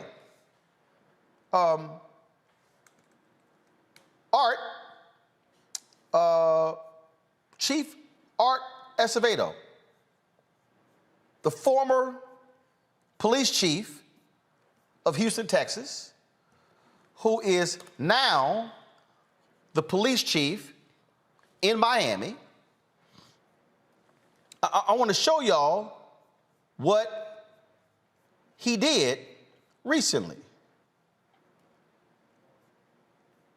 This is what Chief Acevedo did. He actually came in and stated that he uncovered a pattern of unlawful use of force by officers, and then said the chain of command covered it up. Read. This is what he wrote. Furthermore, since my arrival at MPD in April, I have uncovered a pattern of unlawful use of force by officers, and in some instances, the chain of command has covered up the unlawful use of force by some officers. I have discussed my concern regarding the failure of some MPD supervisors and managers to hold officers accountable for the unlawful use of force. I have begun the process of addressing this issue with the assistance of Deputy Chief Morris, who has extensive experience as the former commander of internal affairs at HPD. And I look forward to obtaining additional help with the position slated for policy and constitutional polling to help reform the department. That might mean constitutional policing. However, during this September 13th commissioner meeting, Commissioners Carollo, Reyes, and Diaz de Portilla manipulated the budget process to hamper my reform by eliminating the funding for the two aforementioned positions, which are critical to any serious reform efforts.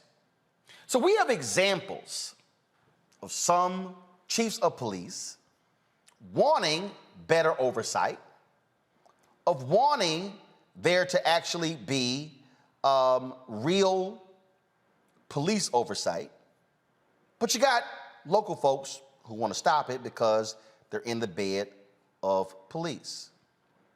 What you're dealing with here is you're dealing with, again, the failure of Senator Tim Scott to actually bring along. Let me say it again. For all of the complaining, from Senator Tim Scott, he has been an abject failure. And so, and let me be real clear, I got Senator Tim Scott's number. Matter of fact, I'm just gonna pull it up. And I'm just gonna let y'all know. I'm scrolling back. The last time Senator Tim Scott has responded to one of my text messages was on March 13th, 2017. I've texted him on June 25th. Matter of fact, let me see. Again, what I don't appreciate is when people like to sit here and play games. I don't like it when they play games, when they want to say things and they don't want to. Y'all stay right there. Let me go get my device because I'm about to pull this text message up because I'm not interested in just talking. I want to show y'all what I'm talking about. So I'm looking for my device that allows for me to plug it up right to my iPhone. Cause see, and I know for a fact he ain't changed his phone number because I double checked with some other folk to see if this is still his phone number. Now, just like when you had Alan West, who refused to do stuff. So March 13th, 2000, come on, go to my phone. March 13th, 2017, I sent Senator Tim Scott messages here with regards to Congressman Steve King. He responded, okay, laid it out. Then I laid it out what we're going to do. So here's June 25th, 2017. Are you available to do Tom Joyner Morning Show to discuss the GOP's Senate healthcare bill? No response. December 19th, 2018, we should do a sit-down on opportunity zones. No response. January 15th, 2019, are you available to do the Tom Joyner Morning Show in the morning? No response. Then he had a gathering of black senators on February 6, 2019. No response. March 17th, 2019. Available to do Tom Joyner Morning Show. No response. Then Wednesday, I sent him another deal. Can you come on to discuss this here? Let me send him again. I am live right now.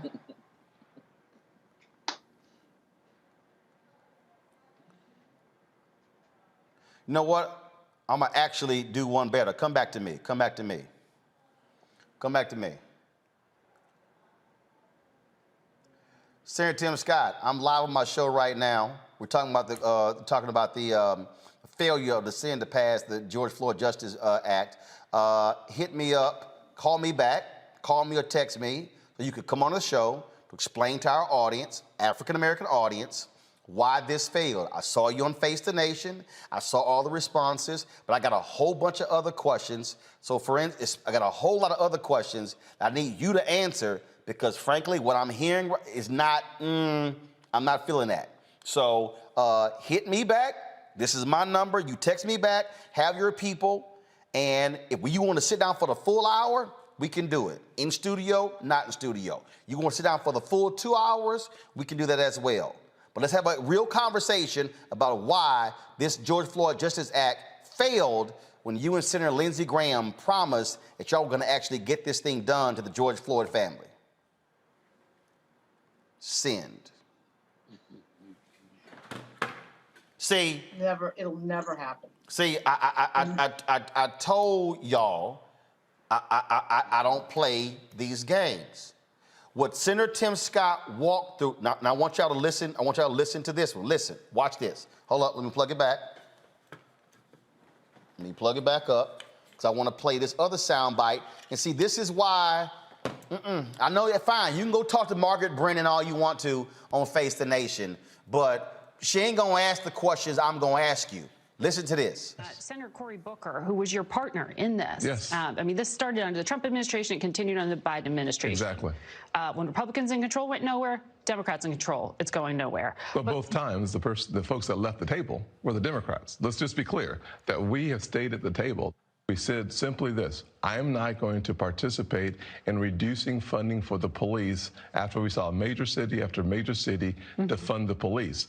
Many provisions in this bill that he wanted me to agree to limited or reduced funding for the police. That's a lose-lose proposition. When you reduce funding for police, you actually lose lives in the communities. Our approach was a win-win approach. We want the best wearing the badge, and we want the vulnerable protected. So when you tie funding losses in this legislation, you should expect an allergic reaction from me. Okay, so again, why that's nonsensical is because you already heard Brennan break it down where the money was going to be shifted. That's not defunding the police. You cannot say, if I give you X amount of dollars and a portion is going to go here and here, you're still getting it. You're literally still getting the money.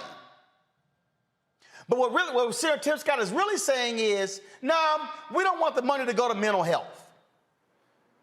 Even though police have said that they are bothered having to do these mental health calls because they're not equipped for it. But see, we don't want to deal with that. Yeah, some of the unions are for it. Yeah. And so some of the unions were for what they were talking about, and Scott stopped it. You know, the other thing that comes to mind, of course, is Walter Scott, who was shot in the back, what was it, 5 or 6 times a few years ago, and Lindsey Graham and Senator Tim Scott got all emotional about it, and we've got to do something about police brutality, and then nothing happened. I actually think the real question here, too, is why are they talking to Tim Scott? You're in control of Congress and the White House. Why are you talking to people and negotiating? Easy, because hold on. While we were on the air, to your point, Senate Republicans blocked the Sure, increase in the debt limit. And the same thing, because they're like, it's on y'all. You pass what you can pass with the majority, and what you can't pass, you can't pass. No, but here's my whole point. What you need 60 votes for, you need 60 votes for. Hold up. Do you need 60 votes? Wait a minute. Do you need 60 votes for the George Floyd Justice Act, or is the real problem you got Manchin and Sinema, who they refuse to put real pressure on to submit to breaking the filibuster? Absolutely, and that is the ultimate problem. But there are typically other vehicles of legislation, of course, that pass that you can insert language into. And there's no reason why George Floyd can't be one of those packages you insert into something that's maybe a 50-vote margin vote. That you have to make a deal another way. But why Cory Booker and these people think that they're going to get anywhere with Mitch McConnell and Tim Scott on justice reform? That is fantasy world. It's absolute fantasy. Hey, Juliana, is what I said to Congresswoman Karen Bass. I had absolutely no faith, zero, nada. That's right. None. That Senator Tim Scott and Lindsey Graham were going to be able to bring over 8 other Republicans. I had none. And you're absolutely right to have none. I mean, many of us believe that faith works, but it don't work this time. What we've got going on here is basically Republicans, they don't care about public policy. They don't care about people. They care about winning. And that's all they care about. And so when you see someone like a Mitt Romney, who knows better? I mean, I could call out the name of 10 Republican senators who know better, but they're not going to do better because they don't have to. They're not going to do better because this is a story of how essentially Republicans and them Trumpies have essentially taken over the Republican Party and made decency a marginal value. There, 20 years ago, you look, 30, 40, the Rockefellers, there's so many people who we didn't agree with them on money, but they were decent. Now there is no decency in the Republican Party, and that's why your faith was misplaced. Congo? I noticed that you said he hadn't texted you since, I think, March of 2017. That coincides with 2 months after Trump came into office. So he was clearly being strategic from the jump in terms of his allegiance. I mean, he's not an honest broker. Just like Lauren was saying, the Republicans are not honest brokers. Like all of us said, we knew it was doomed from the start. And let's be clear. Money is not given to anybody without any types of stipulations. I mean, Dean Malveaux knows this. You get college scholarship there, you get a bad grade, you lose the money. So he's sitting there talking to Brennan, and Brennan is saying twice, you are fine with underperforming departments still getting money? And he says yes. And then on top of that, in the next clip, he says he wants the best officers. They want these guys to continue to operate with impunity. And when he talks about this defunding the police, the Republicans did everything they can to block everything that Biden has done that would actually give more money to the police and give more money to the communities that they serve so that they wouldn't have to be called and come out and have to, like you said, be the social worker, be the mental health worker, and they block that. So just because in this society we are not able to think critically, we got these trigger words, and whenever we hear something like defund the police or woke or critical race theory or whatever, we immediately go into our silos. He's using that, and he's going to use that all the way into a presidential campaign. I'm glad you are exposing this, and we got to get rid of this filibuster, and we got to make this happen. You just talked about what the Republicans did. They are masters at minority rule. And they are doing the Democrats right now. It's ridiculous. Look, this is a tweet right here. Listen to this. This guy, Will Selden. 3 times in this interview, Senator Tim Scott defines conditional grants to police departments, offering to give them money if they comply with rules such as banning chokeholds as defunding the police. The phrase defunding the police has lost all meaning. Yeah, well, see, that's why he won't come on your show, Roland, because you are going to ask him detailed questions about what that burn grant money goes to, which, by the way, is usually things like body-worn cameras, police equipment. So, as the interviewer on CBS said, even though she didn't conduct a particularly good interview, she made the point, he's not talking about a net loss of money. He's talking, of course, about the stipulations required under the burn grant program, which has been around forever. This is not new. So he threw that defund police out there just as a hot button thing when that's not what happened. Because as you already brought up, he's lying. He can't withstand that type of questioning from a Roland Martin. Like, that's not, you're not going to get away with that in an interview with Roland Martin. You're not. You're not going to be able to bullshit your way through that conversation. So what it requires is for somebody to walk up to him physically, which I'm going to try to do tomorrow on Capitol Hill, and ask him. I mean, you can't. I'm sure that reporters have probably already tried to do this, but it's an in-person conversation. There's no doubt about it, and he knows exactly what he's doing. It's a PR game. Mm-hmm. But you know, I think that when you look at it, he wouldn't give Roland the interview because Roland would roast his chestnuts on open fire. But even more than that, he is unwilling to be accountable. So he's Mr. Bojangles. I mean, he plays the game. He's black. He's down. He's been profiled. You know, and at the same time, what he's doing is he is essentially blocking progress.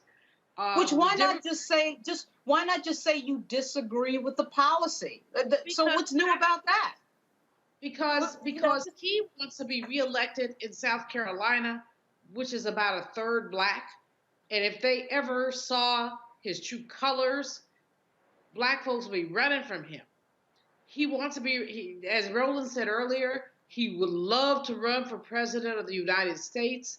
And in order to do that, he has some Bojangles around the white people who he will depend on. We need to know who supports him. In other words, who gives him? First of all, we already know who supports him. We already know who gives him money.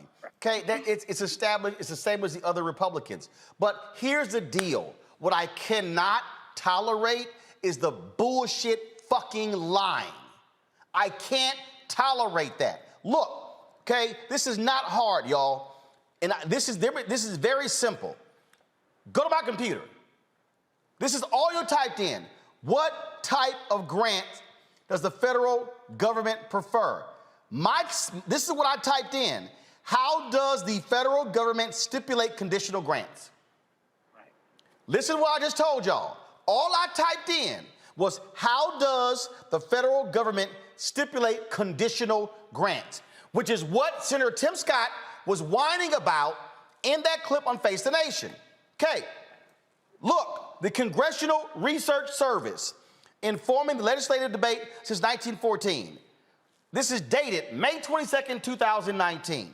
Federal grants to state and local governments, a historical perspective on contemporary issues. Go to page 3. Okay, page 3. A continuum of federal grant administrative conditions. Of the 6 grant types, project categorical grants typically impose the most restraint on recipients. Federal administrators have a high degree of control over who receives project categorical grants. Recipients must apply to the appropriate federal agency for funding and compete against other potential recipients who also meet the program's specified eligibility criteria. Recipients have relatively little discretion concerning aided activities. Funds must be used for narrowly specified purposes, and there is a relatively high degree of federal administrative conditions attached to the grant, typically involving the imposition of, listen to me, y'all, typically involving the imposition of federal standards for planning, project selection, fiscal management, administrative organization, and performance.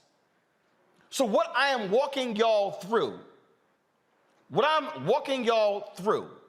is that right now, Senator Tim Scott has more than likely, and when I say more than likely, probably a 100%.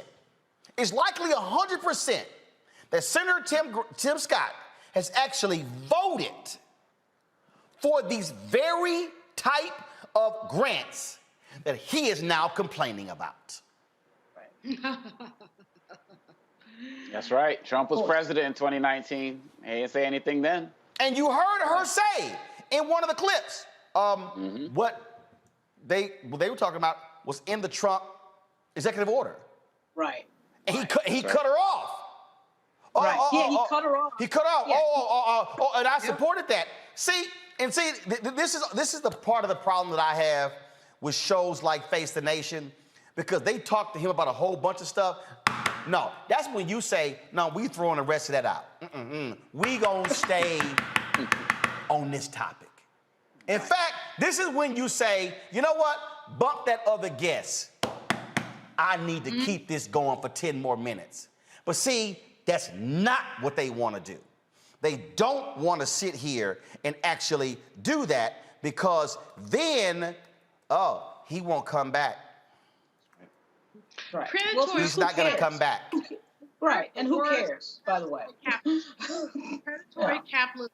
It's the way that these shows operate. They operate to basically maximize their profits and minimize the voices of the people. I think that Sister Girl was doing a great job up to a point, but then she drops it.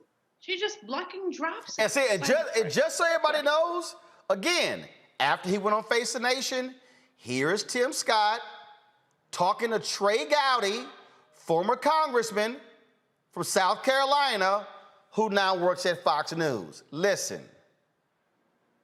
His buddy. Yeah, these guys are, let me see if I can reset this here. They're good friends. Oh, yeah.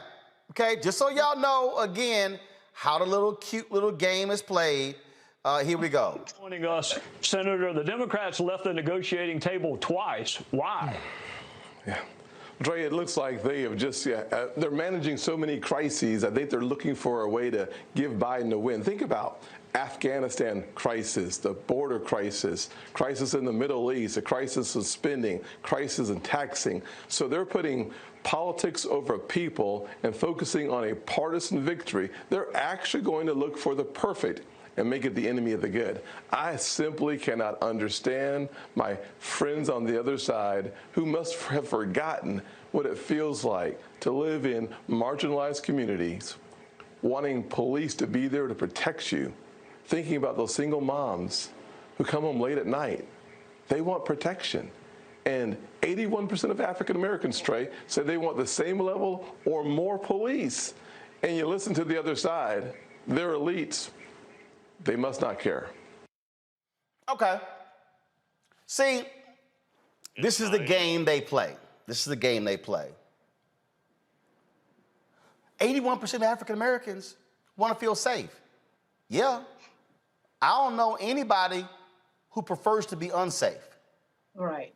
But what Senator Tim Scott did not mention on Fox News is the damn near $1 billion local governments have paid out in police abuse cases.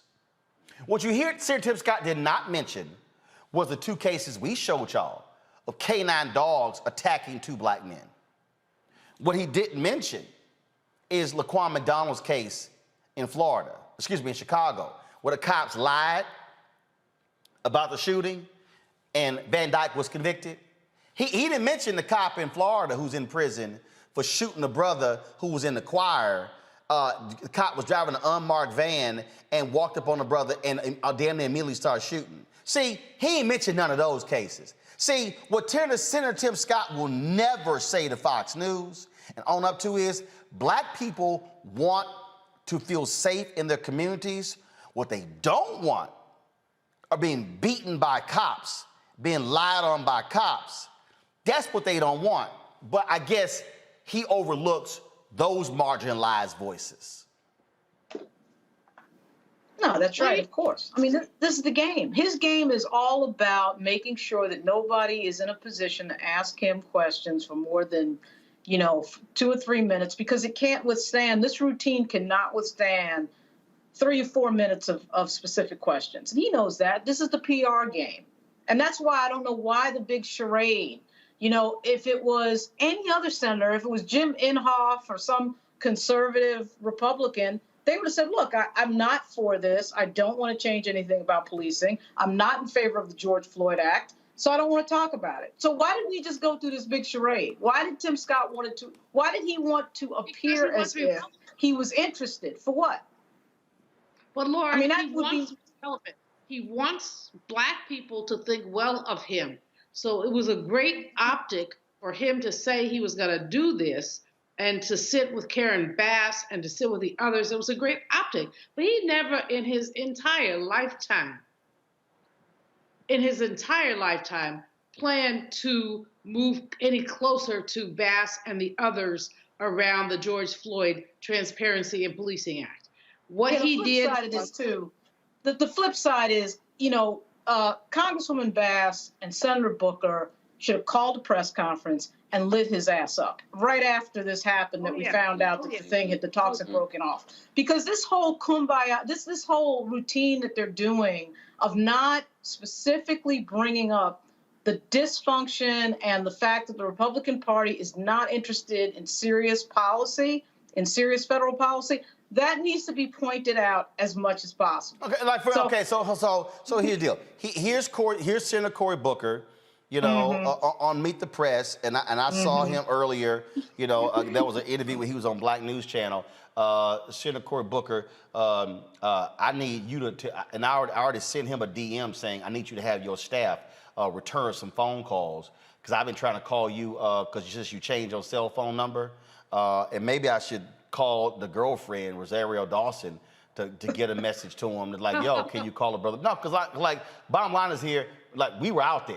We were dealing with it. So this is what he told Chuck Todd, and I appreciate them going to all these mainstream folks, but come talk to Black people where people actually watch the show. Listen to this. Want to let you go without asking about your take on why police reform didn't come to fruition. Here's what Tim Scott said.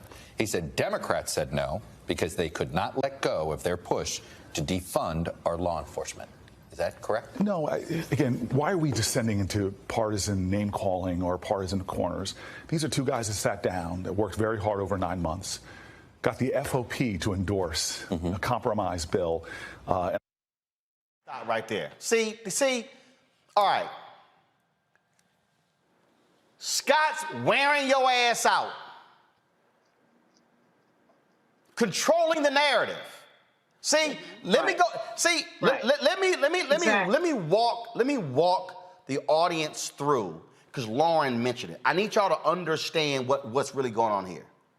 Senator Tim Scott, whole deal is, how can we control the narrative? Right. Boom, he throws it out. Defund. We defund it out.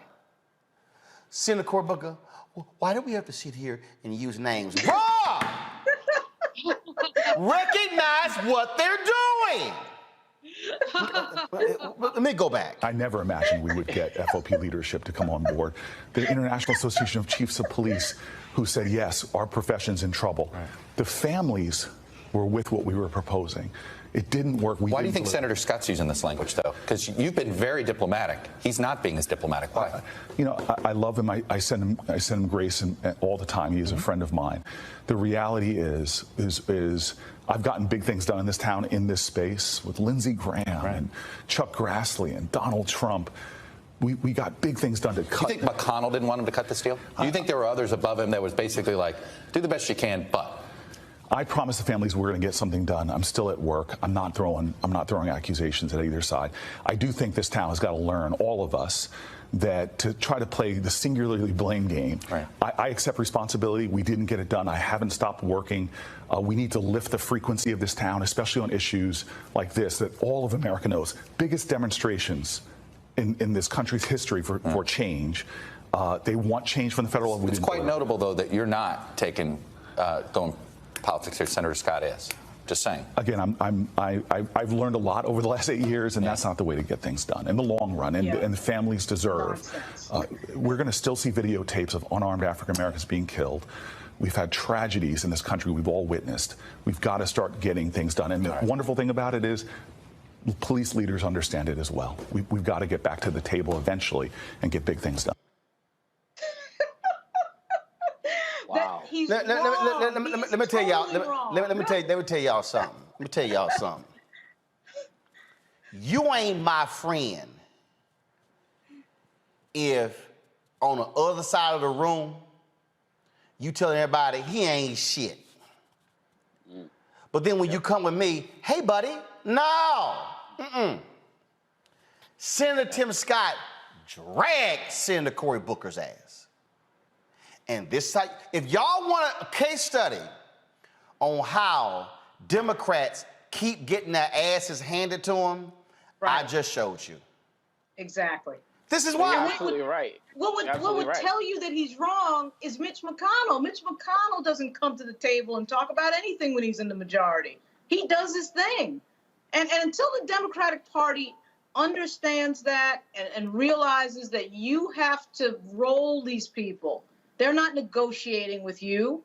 They're playing PR games on Fox News. And they never figure, I don't know what it is about the Democratic Party. They never figure this out.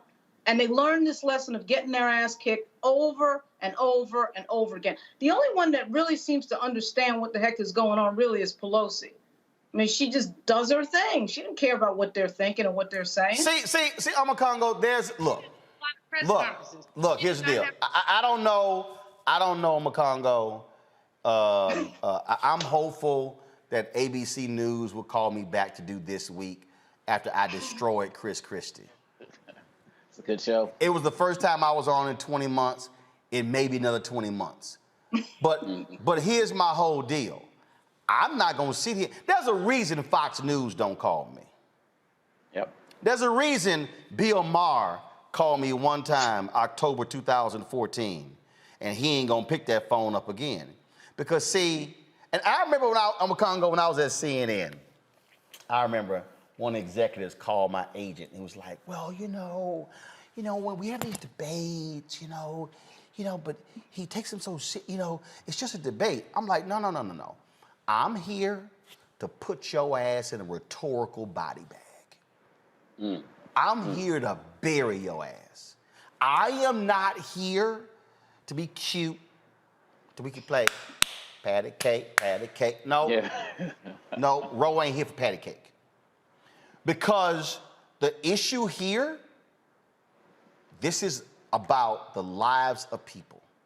Right, life and death. And you gotta understand the other side, they ain't playing by no rules. They ain't playing nice. Scott just said you walk away from the table twice. And your response is, well, I don't know why they're using those phrases. I don't like calling names. He's my friend. I'm going to extend him grace. I ain't extending. Let me tell you something. I'm just going before I go to. Let me go biblical here, Senator Cory Booker. When you say, I'm going to extend him grace, the great German theologian Dietrich Bonhoeffer coined a phrase called cheap grace. And cheap, and just so everybody need to understand, the German theologian Dietrich Bonhoeffer studied at Abyssinian Baptist Church in Harlem. Bonhoeffer traveled to the United States and saw faith in action, saw social justice and the church combined.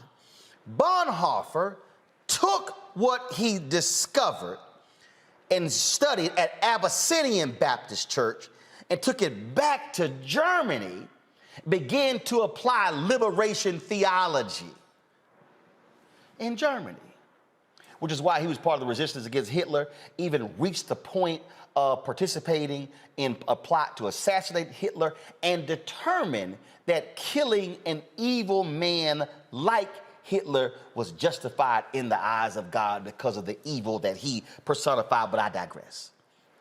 He came up with the notion of cheap grace because cheap grace, as Bonhoeffer defined it, Omakongo, was when somebody commits sin and they go, God forgive me, I'm gonna be a hoe again tomorrow, but forgive me tonight. And then when they hold tomorrow night, then they come, God forgive me. He said, no. He said, we want to keep extending cheap grace. He said, people want, he called that cheap, Senator Cory Booker, that's cheap grace. Because the man has rejected your grace. Said you walked away from the table. Said you want to defund the police. He don't care. He ain't calling you friend. He is treating you like a foe. And when somebody shows you that they are a foe, you do not hug and kiss and be nice. No, you got to treat them like KG did when he played against somebody. He said, we ain't friends, because when the game starts, we on opposite sides, and I'm trying to win, and I'm going to do whatever necessary to take you out. That's how Republicans play the game in this city. Period, bottom line. Period, bottom line. And not only did Senator Tim Scott say everything that you just mentioned, then he went further to call them all elitists, to talk about they forgot what it's like to live amongst the people. And Senator Booker is always talking about, I still live in the city. I still live amongst the people, so on and so he took that as well. And these guys, one of the things that we didn't mention is why Senator Scott is doing this and why McConnell and all of them doing that. They're running the clock as well. They are working to get as close to the midterms as possible, so they're going to delay all of this. And as Lauren said, the Democrats keep falling for this. For some reason, I don't know why this time I thought it was going to be different. Maybe, coming off of Trump and everything that he did, that they were going to be like, we're not falling for the BS anymore. But they're going for it again. You're sitting here talking about, that's my friend, I love him, and so on. So what? I love getting home safe at night. I love, when a cop runs up to me, I love knowing that they're trained and they're not going to try to just shoot me up just because my lights are off or something like that. This is like you said, this is life or death for us. And that's why when you go into these studios, you don't play with them. And that's why these senators and Congress folks can't be playing with these guys right now, because they don't care about our lives. And Senator Booker, respect what you're doing. Representative Bass, loving all of the work that you're doing. But you're right, these senators, we gotta play hardball, man, because it is literally for us a matter of life or death. Forget all of this friendship stuff. Hold on. Before I go to Julian, again, I'm just gonna give y'all a quick, literally, we gonna close out in 3 minutes. But I just want, this is a 38-second clip. Now, y'all know I don't never like showing anything from CNN. But I'm gonna show y'all how not to respond to Republican attacks. Watch this. The bill that you were pushing was defunding the police. Again, it's unfortunate. You remember on this saga, we got the head of the FOP. Stop right there. Okay, let me go back. Here's the question. The bill that you were pushing was defunding the police. Boom. Come back. This is your response. Jake, that's a lie. And it's an offensive lie, as Senator Tim Scott knows it. Period. He knows that's not the case, and I wish he would stop telling that lie in order to score points with his Republican counterparts. Listen. No, hold on. Listen. Again, it's unfortunate. You remember on this saga, we got the head of the FOP, the director of FOP, IACP, these are some of the biggest unions and law enforcement agencies, to go with us on a lot of common sense reforms. And those folks don't want to defund the police. This is a bill that would have had millions of dollars for police to. Okay, hold on. So, fewer dollars though? Millions of dollars more. Additional dollars, because we want to help officers with mental health issues. Stop. Okay, all right. So, this is how you say it. Jake, I met with the Fraternal Order Police. They agreed to this. I met with the International Police Association. They agreed to this. The very people, Jake, who are wearing the badge, who are patrolling the streets, they agreed to this, and this. Senator Tim Scott, who does not wear the badge, refused to actually do this. You also don't go on television with that mansy-pansy, weak-ass millions of dollars. No! Give a number. Say 75 million, 125 million, 200 million. That's what you do. Learn to fight when you are in a war. Right. Instead, oh, we'll be millions of dollars. Jay goes, hire a lawyer. No, I mean millions. No, give me number. Julianne, go ahead. You know, I mean, you're absolutely right. These Negroes run around acting like they're scared. They have the power in the Congress, in the Senate with 50 votes. They have the presidency. They have the White House. Why do these people not just do their damn work? Just do your work. I'm so disappointed in Cory Booker that I cannot even articulate it. But he'd been Mr. Bojangles much of his life. He was anointed by the Clintons and others as this, you know, Harvard, Yale, wherever he went, black man who's so articulate and he was still of the people. Well, no, he's not of the people. And Tim Scott is right about him from that perspective. Because if he was of the people, he would not be mouthing this bullcrap. He just wouldn't be doing it. And so what we need to do about those like Scott and those like Booker is vote them out, both of them. Lauren is up there cracking up. She's cracking me up by watching her crack. And because this shit is funny, excuse my language, but this shit is funny. It's funny when you have all the power, but you refuse to exercise it. And what it does is to the detriment of our people. And the challenge then, though, is that these people come running back around us every 2 years, 4 years for elections, talking about vote for me because I'll set you free. No, you really won't. No, you really didn't. Folks, look, all I'm trying to say is this here. This is too serious to continue to play these games. The Republican Party, listen, I need everybody listen to me, and all y'all people who sending me dumbass tweets like some woman talking about you ain't right for supporting Biden. Fool, it was Trump or Biden. Come on. That's who the hell it was. Y'all can sit here and run around y'all want to. Here's what I know, and y'all need to listen to me clearly on. The Republican Party wants to take over the House and the Senate, and they want to win back the White House in 2024. They will not support any civil rights investigation in the Department of Justice. They will not support any police consent decrees in the Department of Justice. One of the first acts of Jeff Sessions under Donald Trump was to remove the money that they were used to investigate white domestic terrorism and moved it over to target Muslims, when the greatest threat, according to the FBI director, was white domestic terrorism. And y'all can sit here, and let me tell you, and I ain't never said anybody, Biden damn sure ain't perfect. But if you tell me I got a choice between busting his ass and dealing with crazy-ass Trump and his white nationalists, ain't even a discussion as far as I'm concerned.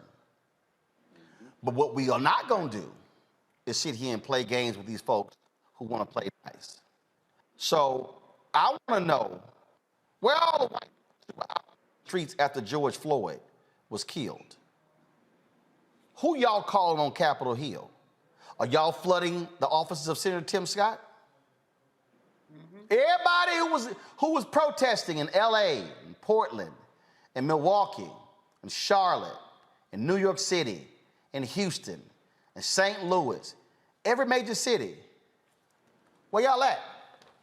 All y'all corporations, all y'all corporations, all y'all corporations, all y'all corporations who posted your black squares, where y'all at? Come on. Where y'all at? I want to know why y'all silent. Yep. I'm talking to y'all right here. Come on. Where y'all at? Where are you? Why are y'all not jumping all over Booker and Scott and saying, get back to the table and negotiate? Because for many of you, it was performative. For many of you, it was following the leader. Oh, everybody's talking about it. Yo, send out a George Floyd tweet. Post a black box. Say Black Lives Matter. Black Lives Matter after the black man was killed, and it matters after the bill was killed. what y'all gonna do? Julianne Lauren, Makongo, I certainly appreciate it. Thank you so very much for joining us on today's show. Folks, if y'all want to support what we do here, Roland Martin Unfiltered, please download the Black Star app. You can watch what we do. We bring it straight, no chaser, unlike anybody else. iPhone, Android TV, Roku, Fire Stick TV, Xbox Smart TV. You can also support us with our Bring the Funk fan club. Every dollar you go to support this show, Cash App, $RM Unfiltered. PayPal is R Martin Unfiltered. Venmo is RM Unfiltered. Then, of course, we also have Zelle, Roland at RolandSMartin.com. Yes, I've already told my bookers we're going to be calling Senator Tim Scott office, Senator Kerr Booker's office every single day. In fact, they're going to call them twice a day. They're going to call them at 10 a.m. They're going to call them at 2 p.m. every single day. And what's going to happen is I'm going to tell you every single day how long they're waiting. And speaking of Nancy Pelosi, I ain't forgot about you as well. Yeah, you should be doing black media as well, black-owned media as well. Folks, I'll see you tomorrow right here in Roland Martin Unfiltered. Holla!